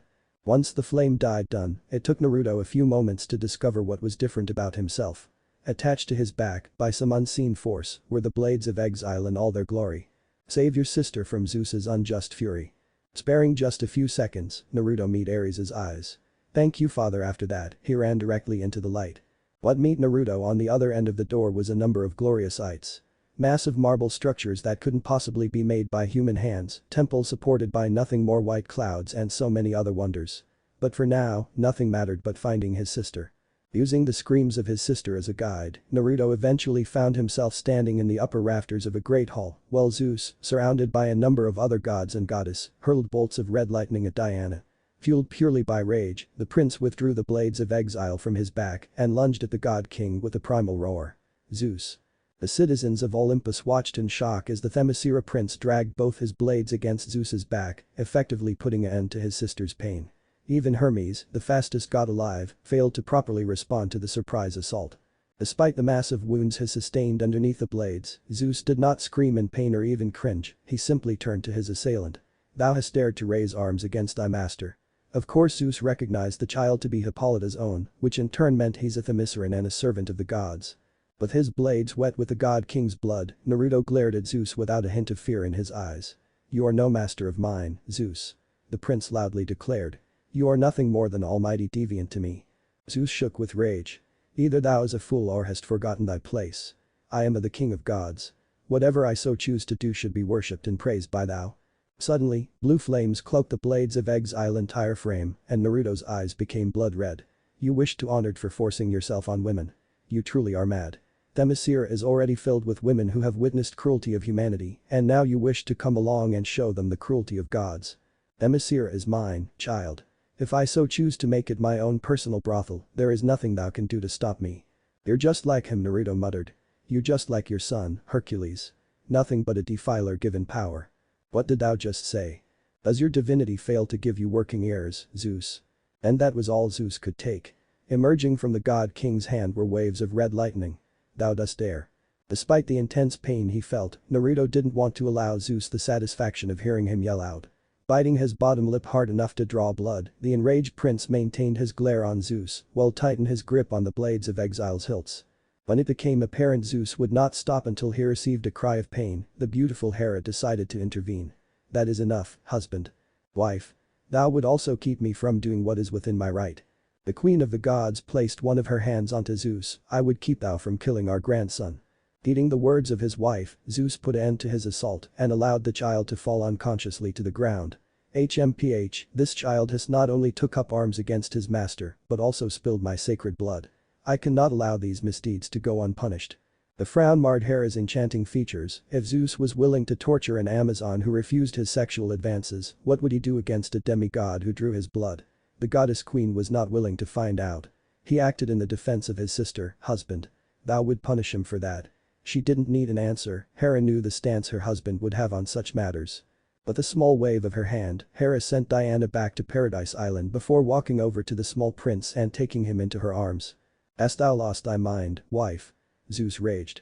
I was in the middle of dispensing punishment against these disrespectful themyscirans. And I am in the middle of ending it, husband. With the unconscious prince in hand, Hera left the meeting hall and made her way to her personal chambers. After placing the child on her bed, the godly queen began gently running a hand through Naruto's spiky locks while humming a soft tune. It would be minutes before Naruto's blue eyes fluttered open. To ensure the whisker-marked prince understood the situation, Hera greeted the child with a benevolent smile. Arise my young themysciran and greet the goddess who loves you. Diana. Was the first word to come out of Naruto's mouth the moment he regained consciousness. In a fevered panic he began searching the room for any sign of his sister. Taking both of the prince's whisker-marked cheeks into her hand, Hera spoke in a calming voice. Easy there, my child. Thy beloved sister is back home and safe from my husband's wrongful wrath. The pure sincerity in the goddess's voice allowed him to believe her. Thank you, great mother, for saving my sister. He said while humbly bowing his head. I was inspired by actions, my beloved child. Hera admitted. Thy foolish actions. Naruto made no attempt to look ashamed of his actions. I understand how unwise my actions were, but I couldn't just stand idly by while the deviant punishes my sister for refuse to be his plaything. Just thinking about the god king infuriated the Amazonian prince. In the snap of a finger, Hera lost her motherly expression and her eyes gained an absent look. My husband is indeed a deviant, he can't not even count the number of women he has betrayed me with. Tell me, my beloved child, what is thou willing give up, what is thou willing to do in order to protect thy fellow themyscirans? Anything, great mother. Naruto said without a hint of hesitation. Anything. That is most pleasing to know, my beloved child. She said before kissing the prince's forehead. Now go back to thy mother and sisters, we will have more words soon. And with a wave of her hand Naruto was returned to Themyscira, leaving Hera to converse freely with her son. You can leave the shadows now, Ares. Right before Hera's very eyes, the god of war appeared seemingly from thin air. You have plans for my son. It wasn't a question, Ares knew his mother's kindness came with ulterior motives. The god queen didn't even try to meet Ares' eyes. Thou presumes too much, my son. Done and done. Chapter 5. Golden gifts and tearful farewells. My precious son, Hippolytus softly said as she stood over Naruto's sleeping form while gentle caressing his exposed whisker-marked cheek. Look at you, sleeping peacefully as if you didn't make an attempt on the king of Olympus's life. Because Zeus saw fit to ensure every Amazon knew what awaited them if they denied his future advances, the queen and all of her themysciran sisters had no choice but to listen haplessly as Diana screamed underneath the unjust punishment Zeus dealt out to the princess. In the mind of the queen, Diana's pain-filled screams seemed to last a lifetime, that is, until Naruto made a surprise visit to Mount Olympus. Hippolyta and all of Themysciran fearfully listened attentively as the Amazonian prince insulted and berated Zeus for his perversion. While some, like Artemis, made no attempt to hide the pride and amusement they felt in Naruto's actions, the beloved queen couldn't do anything but hold her breath in wait of Zeus's retaliation. As both a mother and warrior, it pained the proud woman that she couldn't come to her children's rescue. However, unlike her husband, the goddess Hera lived up to her reputation of kindness and returned the prince and princess home. After ensuring their health and informing them how worried she was, Hippolyta gave Naruto an hour-long lecture about how foolish his actions were, to which he aptly replied, "Mother, I would not hesitate to do it again." Every woman in ear's length of the conversation smiled proudly as the queen embraced the prince while whispering, "I know. You really are quickly becoming the man I thought you'd be. After spending hours upon hours in the throne room in discussions with her top advisors, Hippolyta decided to pay her son a late-night visit, only to find him fast asleep. Not that she blamed him, today was emotionally exhausting. Gifting Naruto a quick peek on the forehead, Hippolyta gently adjusted the blanket that covered her son's form before quietly exited the room. May Morpheus grant you pleasant dreams, my little golden lion. Eren knows you deserve them. As the raven-haired queen entered the palace's halls, she only had to turn her head to the left to gain a view of the oakwood door that led into Diana's room. Taking in a sharp breath, Hippolyta entered the princess's room and immediately found herself greeted with the sight of Diana toying with the gold necklaces that held the initials WW. According to her daughter, it stood for Wonder Woman, a name the people of the outside world bestowed upon her after witnessing her heroic deeds. Her mind is already focused on the outside world. Something that would normally annoy Hippolyta, but in lieu of certain circumstances she's hoping Diana's wandering mind may prove beneficial. Upon noticing her mother's presence, Diana quickly placed the necklace on her nightstand and stood up to properly greet her queen. "Ah, mother, to what do I owe this late-night visit?" Despite the question and her smile, Diana knew the unpleasant reason for her mother's late-night visit. She wished to talk more about Zeus's betrayal. "Please, take a seat, Diana, we have much to discuss." Once the princess placed herself on the soft surface of her bed, Hippolyta joined her daughter.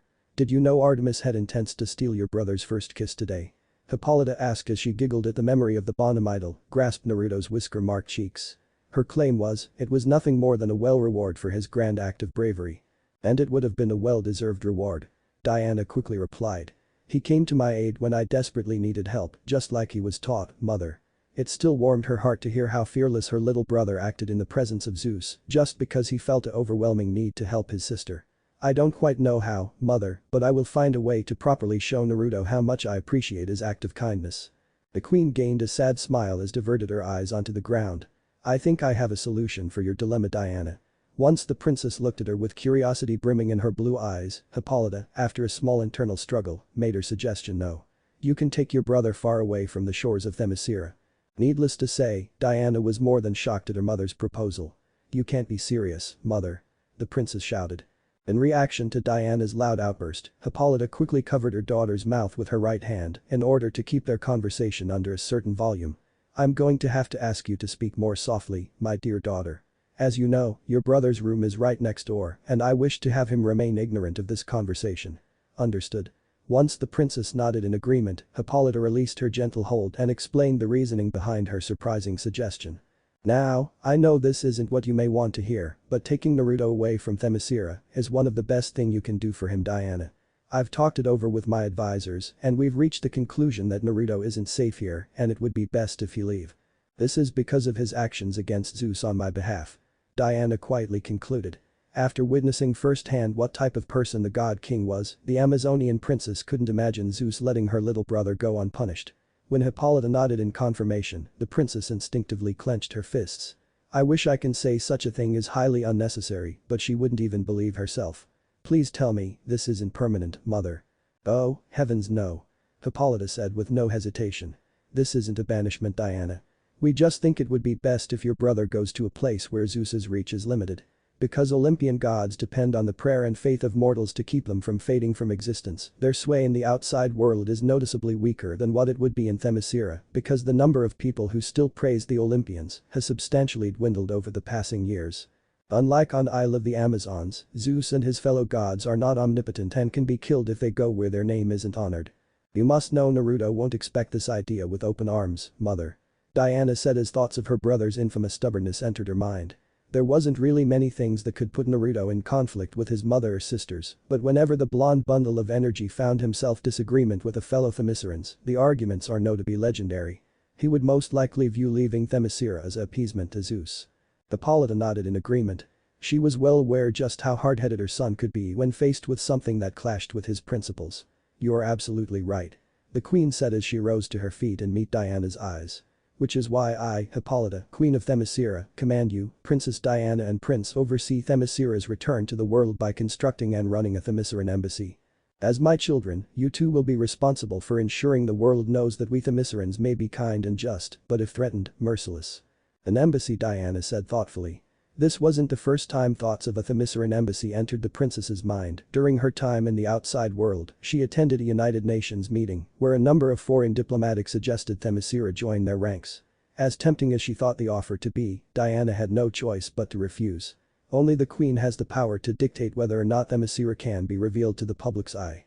And here she was, the queen, giving Diana permission to spread Themyscira's message. When shall I inform Naruto of our new responsibility? First thing tomorrow, and let him know you and a handful of Amazons will be departing in 5 days. That number should be more than sufficient enough for me to figure out who I want joining you and your brother. 5 days later. Naruto, dressed in Bonham Idol-styled clothes which included a stylized red and blue gladiator skirt, red leather vest and of course his ever-present gold ram armband, impatiently paced back and forth around the throne room in wait of his sister's arrival. "Where is she?" the warrior prince muttered as he fought the urge to go personally search the palace for his sister. Initially, he was a bit skeptical with his mother and Diana's timing, but after proper explanation from his mother about how important his role will be, Naruto's skepticism quickly changed into pure enthusiasm. "We were supposed to have left for the Lancenarian morphing disc 5 minutes ago." From her throne, Hippolyta watched in amusement as her youngest child continued to walk aimlessly around the large room. "No need to fret, my dear son, I'm sure your sister will arrive the moment she is able," she said in a reassuring tone.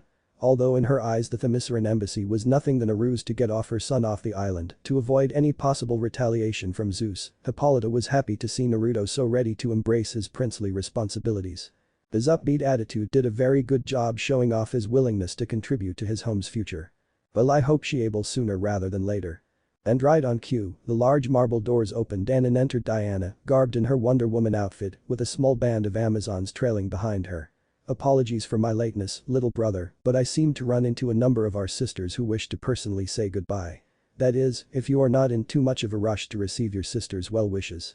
Suddenly, Naruto felt as though he had more than a few minutes to spare. "There isn't much on this world that can make me too busy for my sisters." Behind the prince, his mother smiled benevolently. Themyscira's beautiful and extremely talented blacksmith was the first to step forward with a large white silk bundle clutched in her arms.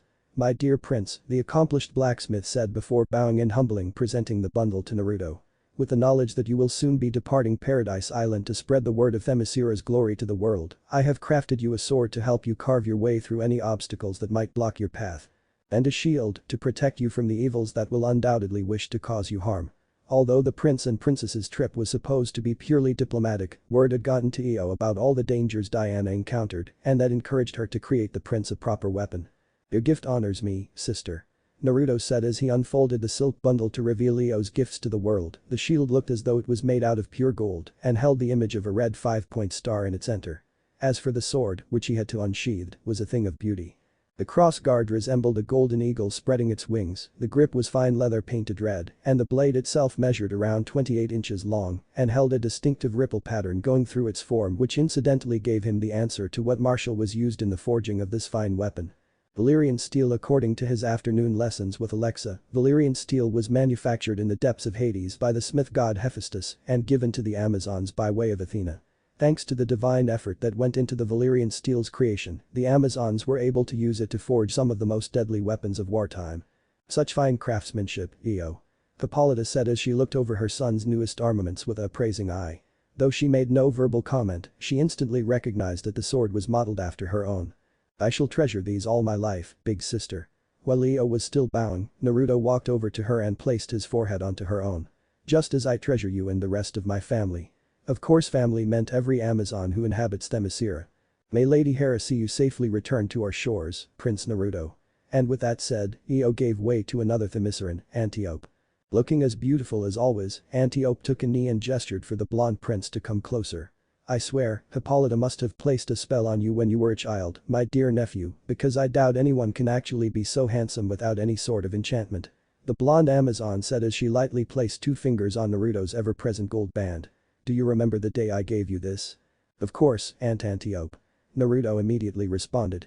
"On my 5th birthday, you told me it kept you safe through a number of battles, and if the need shall arise, it will do the same for me. And I bet you're wondering just how can a simple piece of jewelry aid me in battle?" The curiosity in her nephew's eyes conveyed was the only response she needed before show-off what made the golden band so special. "Because, Naruto, this isn't just any armlet." For a few short moments, the band glowed brightly before magically separate into 3 separate parts. upper shoulder, bicep and lower arm. And like the small band before it, the fleece was decorated with the image of a ram. Behold, the golden fleece. A Hephaestus forged item capable of block and redirecting just about anything. Anytime you find yourself in conflict, the fleece will always be sure to make its presence known. As Naruto properly thanked Antiope for the fleece, Hippolyta descended her throne and walked over to her son. Well, this whole gift exchange is a little impromptu in my eyes, I do have something for you also, my son. With her right hand, the Amazonian queen removed her left bracelets of submission and handed it to Naruto. It didn't need to be said, everyone in the room knew just how significant Hippolyta's gift was. Naruto marveled at the indestructible cuff his mother had just placed within his hands. I thank you, mother, I promise you this will never leave my person. And with that said, he slipped the bracelet onto his left forearm. You wear that bracelet well, Prince of the Amazons, the gathered themyscirans heard a surprising voice say. In a near simultaneous act, the Amazons diverted their attention towards the throne to catch sight of the goddess Hera, seemingly relaxing with a tranquil smile on her face and a small parcel in her lap. Upon recognition of their goddess, the themyscirans humbly bowed. Lady Hera, Hippolyta began. You honor me and my family with your presence.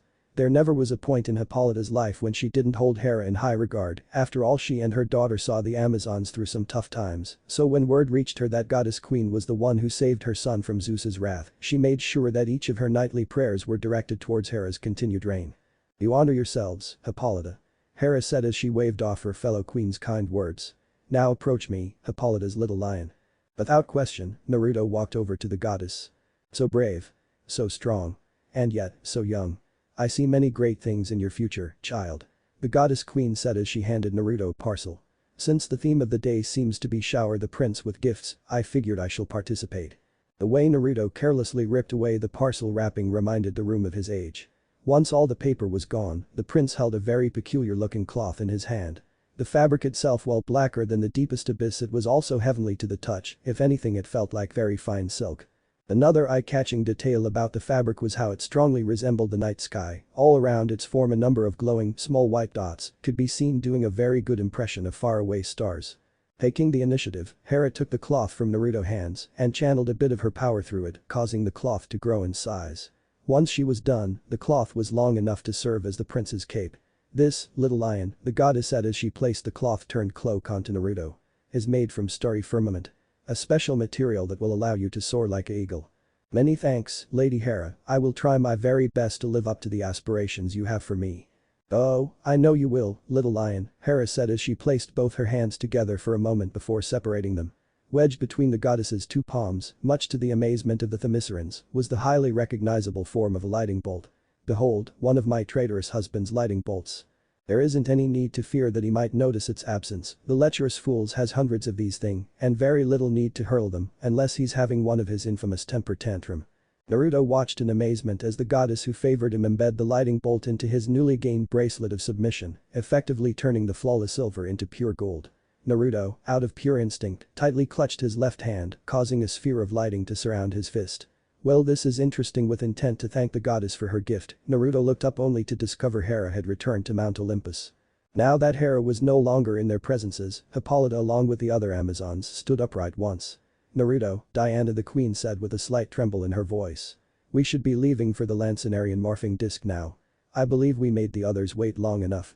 With Hippolyta taking the lead and her children following closely behind her. The royal family made their way out of the palace to the streets of Themyscira. Flanking both sides of the road that would lead the queen and her brood to the Lancinarian morphing disc was every single able-bodied themyscirans clad in their full armor. The presences of their extended family caused the family to stride with an exuberant amount of pride in their step. Upon reaching the morphing disc, Naruto and Diana were greeted with the sight of those who would join them on their task. Artemis, to represent Bonamidal Amazon's opinions, Alexa, because of her encyclopedia knowledge about Themyscira's history, will undoubtedly come in handy during certain conversations that are sure to take place in Deimos, because the big cat would obviously be lonely without Naruto around to keep him company. Initially Artemis was going to make a comment about the royal family's timing, but it went unsaid the moment she got an eyeful of Naruto's new equipment. That isn't a bad look for, little prince. In fact, I may just have to appoint myself as your personal guard to ensure there won't be too many harpies nipping at your heels. Alexa rolled her eyes at what Artemis counted as a compliment. Who knows, Artemis, our prince might actually find himself a wife in the outside world. Nonsense. The archer barked. He'll marry Amazon, and that's the end to that. Paying both Artemis and Alexa little mind, Hippolyta opened her arms wide with intent to embrace the prince and princess. As her children happily clung to her, the prideful mother had a few more departing words. Diana, be who you were born to be, my beloved daughter. And Naruto, never change. After exchanging a few more tearful parting words, the brother and sister along with Artemis and Alexa climbed into the Lansonarian morphing disc's cockpit while Deimos went through a necessary transformation. A sound reminiscent of a perk could be heard before a could of fire enveloped a large lion for a short moment. Once the flames fully dissipated, a small lion cub could be seen occupying the spot where Deimos once stood. Let's go, you cowardly cat. Artemis said while banging on the invisible hull. I would very much appreciate it if we are able to leave before sunset. In one smooth motion, the bronze lion cub jumped into the cockpit and settled himself into Naruto's lap. It seems everyone is here and ready, princess. Start this thing up and fly us to the lands of liars, thieves, rapists and all sorts of other evils. As the Lansonarian morphing disc left the Earth's surface, Hippolyta smiled sadly. Hera, please ensure that my children return to their home unharmed. Chapter 6. What's the harm in a little stroll? The lazy yawn escaped from Deimos' fang-filled maw as he snuggled into the cashmere sofa that decorated the living room of Diana's luxury high-rise condo, while paying rapt attention to the large television screen that completely covered the adjacent wall. According to the princess herself, the apartment and all the expensive gifts that filled it were given to her by a number of wealthy benefactors who felt indebted to the themyscira after she put a stop to a mass kidnapping ring that was being perpetrated by a group of low-rent mercenaries. Initially, Diana was uncomfortable with using the expensive condo, but that changed a day ago when the Lansonarian morphing disc dropped her and the others off in the middle of Central Park and they needed a place to stay. Moments after the themyscira party entered the fancy apartment, Diana ordered some takeout before she gave her fellow Amazons a crash course about how the world around them works to ensure they were prepared for some of the strange cultural differences she knew they're bound to witness during the course of their stay, such as rudeness, thievery and general individuals who just didn't have a kind bone in their body. For Artemis and Alexa, none of what the princess said came as a surprise, they were very much aware what evils lurked in the world of man. After Diana was satisfied with her lecture, she used the apartment's phone to inform all of her friends that she has returned to New York with a new mission and made promises to visit each one of them. It didn't exactly take long after the phone called for the accomplished Air Force pilot, Colonel Stephen Trevor, to make his way over to the themyscira's temporary base of operations Diana's condominium, where he immediately offered his services to their cause due to his friendship with Diana. With a decorated military officer by their side, Diana's confidence in their mission success increased 5 times over, making her believe it was only a matter of time before the themyscira embassy was approved by the United Nations. So the very next day, the princess, along with annoyed Artemis and eager Alexa, left the condo with intentions to visit the United Nations headquarters, leaving behind both Naruto and Deimos to await their return. While Deimos was able to busy himself by enjoying the modern marvel that is television, a bored Naruto walked into the room after pacing through the apartment for the 5th time and took a seat on the couch right next to his 4-legged companion. Instead of his themyscira-made clothes, Naruto's newest outfit consisted of a dark red muscle shirt that did nothing to cover his lighting-empowered bracelet of submission and golden fleece, a pair of average jeans that were being held up by a leather belt that featured a buckle that greatly resembled the 5-point red star that decorated his shield, and a pair of black running sneakers. Finishing off his ensemble was a leather strap he wore around his torso to allow himself to keep his Valyrian steel sword close by having it strapped across his back. All of Naruto's new clothes were a gift from Trevor, who wanted to help the warrior prince fit in with the teenagers of his world. Although both Diana and Alexa approved of the outfits, Artemis refused to her prince wear a shred of the clothing unless the outfits were modified to become more weapons-friendly. I fail to see how Diana can live here comfortably. Naruto muttered as he glanced at the TV screen. Unlike Deimos, he couldn't find anything interesting about television. In his eyes, the whole concept seemed to revolve around watching someone live their lives while you waste your own. HMPH, there isn't even enough room to hone one's skills properly.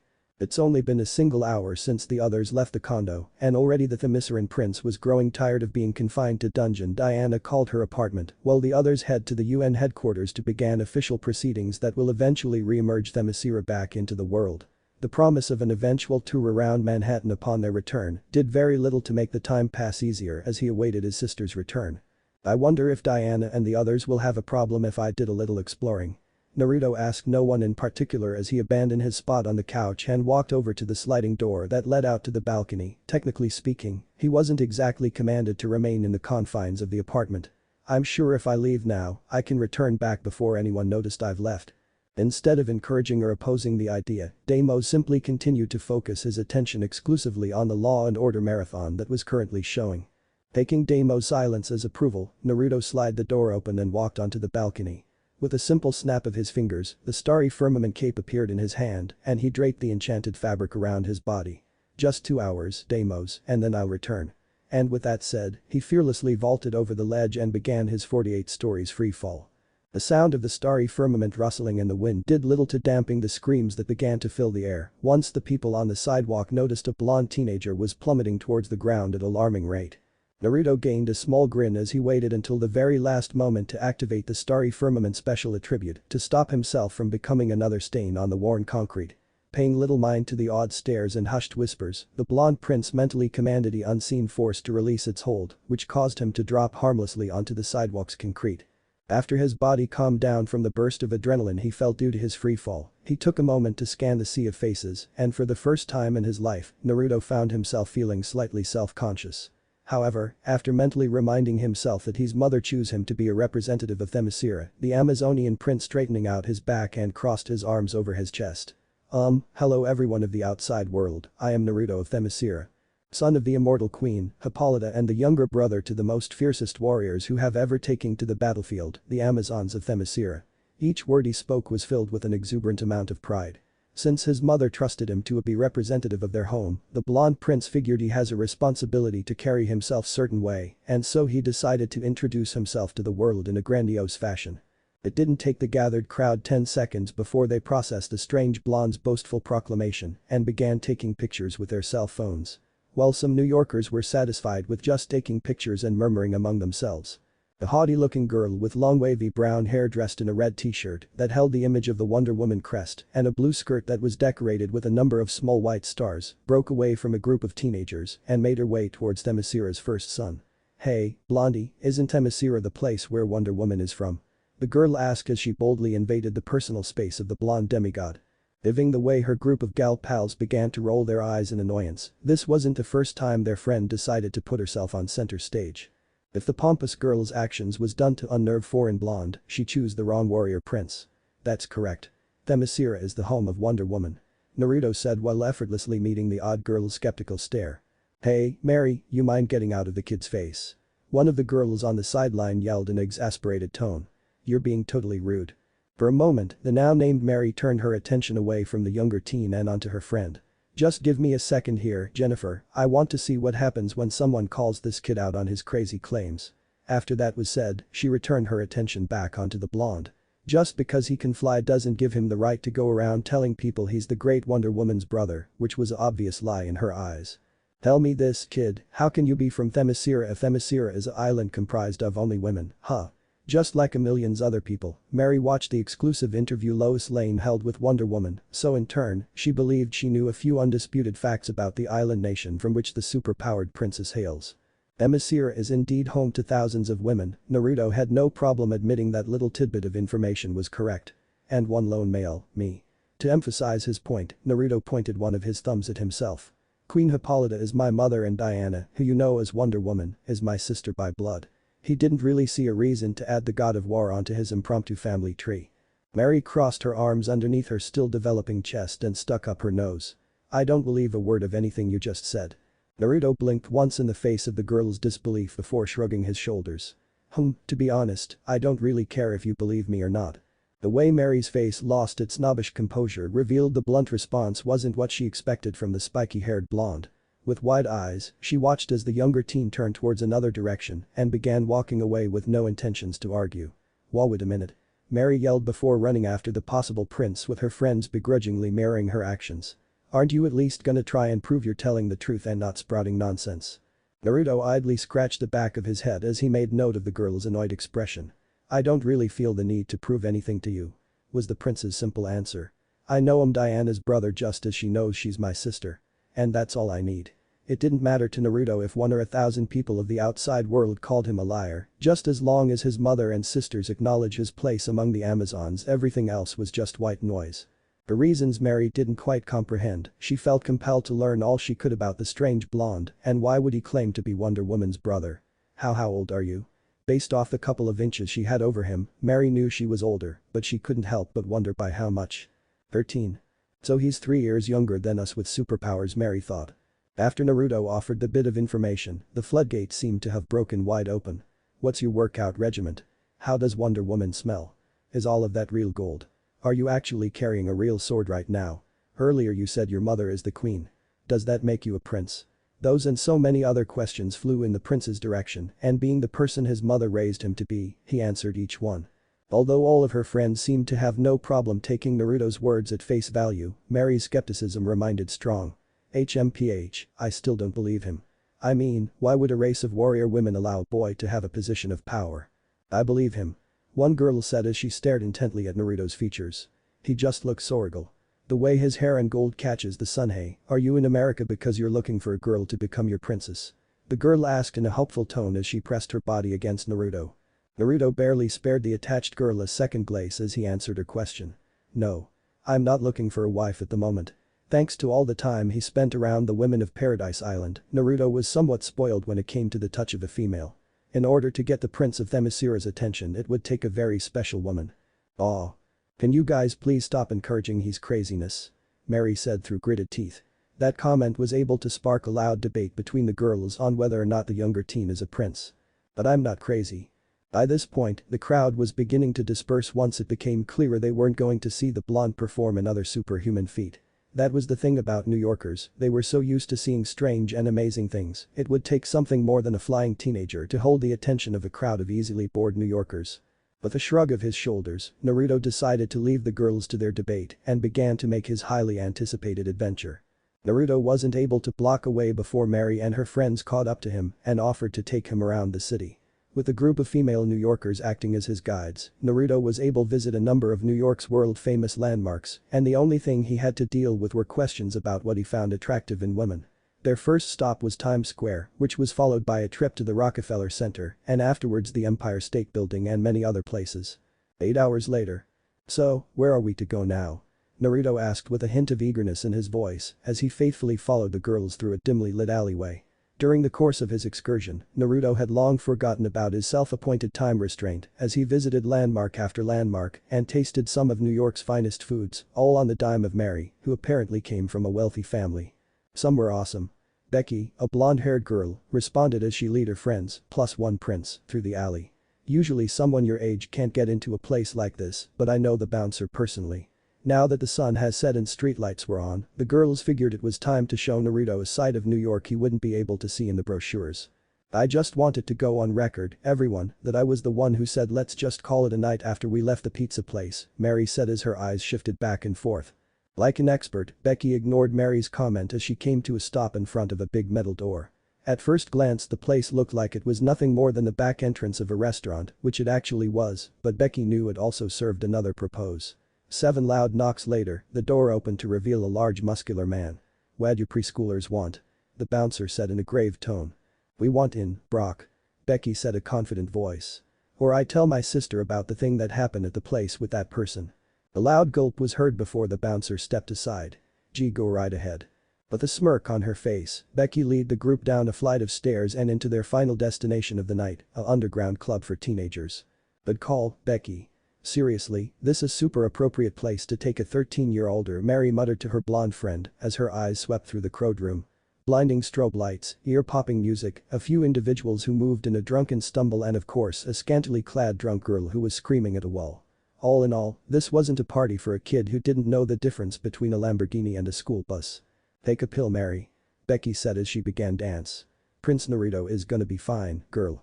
Now cut all that noise out and let's show this kid how us New Yorkers get down." As her friends began to storm the dance floor, Mary rolled her eyes before she glanced towards Naruto. The fish-out-of-water expression the younger teen currently wore did a great job conveying the fact he was having a tough time understanding the scene before him. The smell of sweat and blood filled the air, bodies being tossed left and right, unexplained screams could hear, and some people could be seen with manic looks on their faces. "Is this place a battle arena?" the hopeful Naruto asked as he began to reach for his sword. "Finally, a place where he can get a workout." "Whoa." the brunette loudly exclaimed as she took hold of Naruto's wrist before he could unsheath his weapon. "Pump your brakes, Spartacus. Although there is a very good chances we're going to see more than a couple of fights tonight if we stay here, but I'm sorry to inform you this place isn't a battle arena. Naruto tried not to look too disappointed as he lowered his hand. Then what sort of place is this? It's a place where people around our ages go to unwind after going through a week filled nothing but annoying parents, teachers and bosses. Mary explained. She knew the phrase hangout would most likely go over the Naruto's head, so she made sure she elaborated a bit. I know at first glance it doesn't look very Before she could finish her impromptu lesson about what a hangout is, the pretty brunette felt a hand trying to reach up her skirt. What the hell?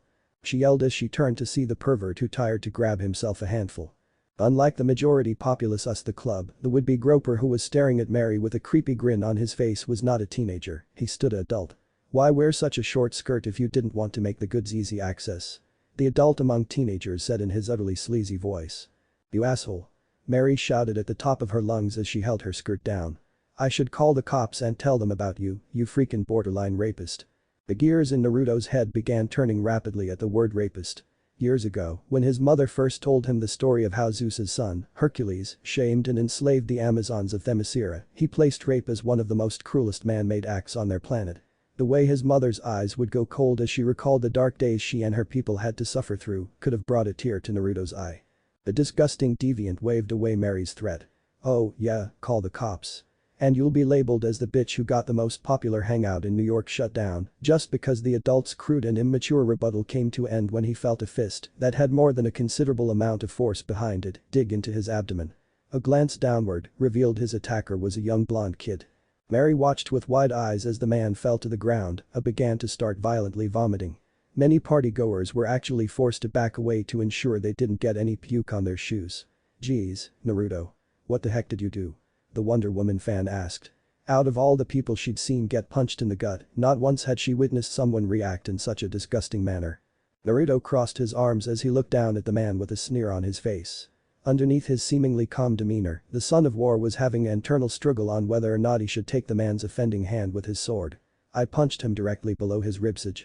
Because, as far as I know, that's the only clear path to the liver, and thanks to Alkyon's secret anatomy lessons, he knew that punching someone in the liver would undoubtedly garner a very unpleasant reaction. Ugh. Mary groaned as she took Naruto's hand. Come on, let's go find the idiot brigade and get out of here before we run into another creep. And also, I'm more than sure it's past your curfew. However, before the duo could begin combing through the partying teens they found themselves halted by a deafening bang and a blinding light.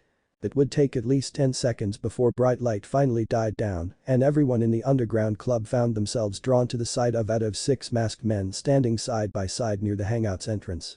Their appearance made it simple to identify them as criminals.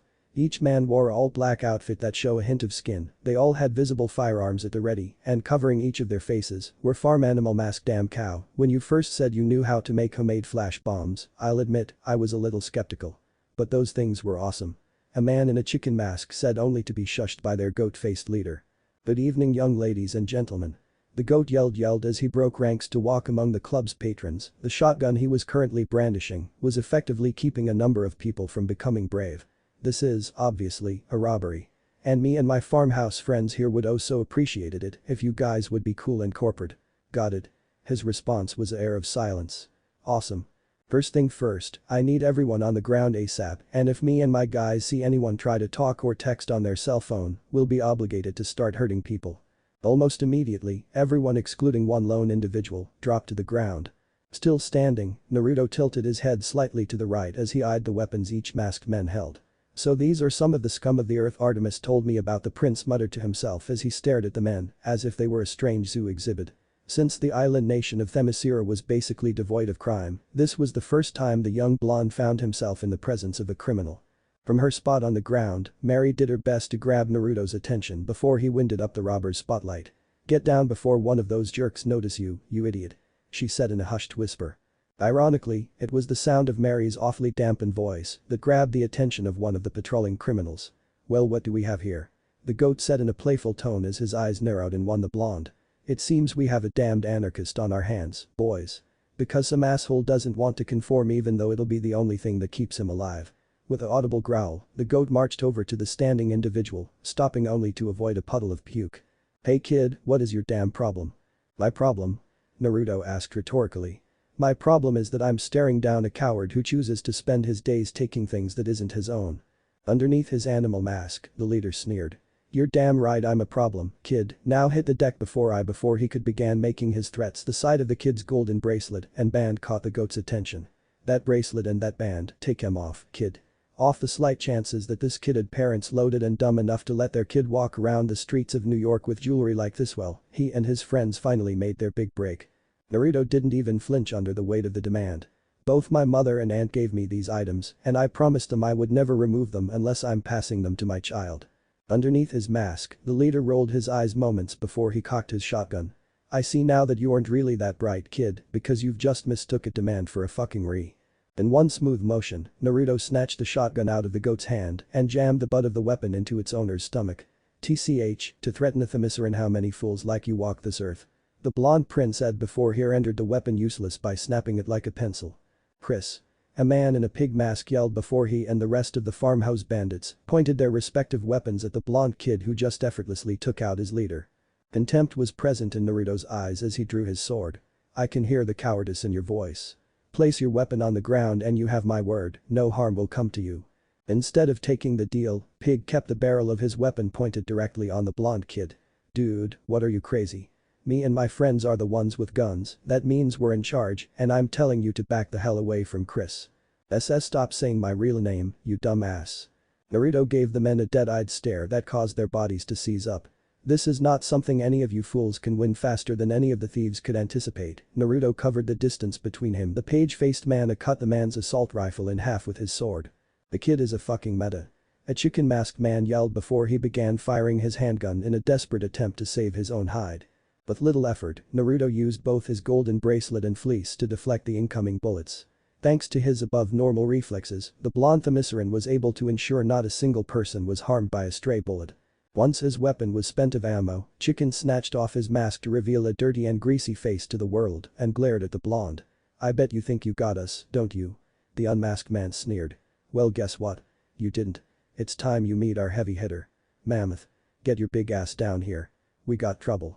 A second after the shout, the ceiling was violently torn apart, allowing a large muscular man with wild orange hair to descend into underground basement.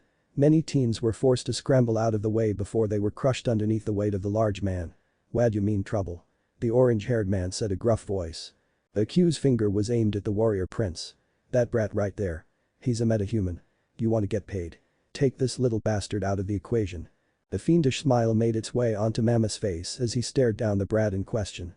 Seriously? You guys are having problems with this little punk? That's just sad. Despite Mammoth's impressive size and build, Naruto met the taller man's eyes. Can you provide me with a challenge? Get a load of this kid. Challenge he an impressive physical display, Naruto launched himself towards Mammoth and kneed the larger man square on his chin. The strength behind the attack was enough to send Mammoth rocketing through the already ruined ceiling. To say everyone was astounded by Naruto's strength would be an understatement. There wasn't a closed mouth in the building, as hostages and criminals alike gaped at the blonde. If I return and these people are still being held against their will, I will not be merciful.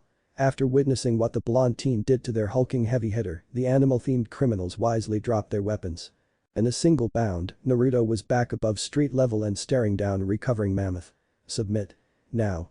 Mammoth released a primal yell as quickly climbed to his feet and rushed the whisker-marked teen. I'll grind you into dust. For a well-trained warrior like Naruto, avoiding the large man was a simple act.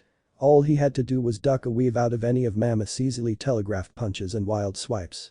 A look of annoyance was on the young prince's face as went over the many ways he could put an end to fight. Stand. Still.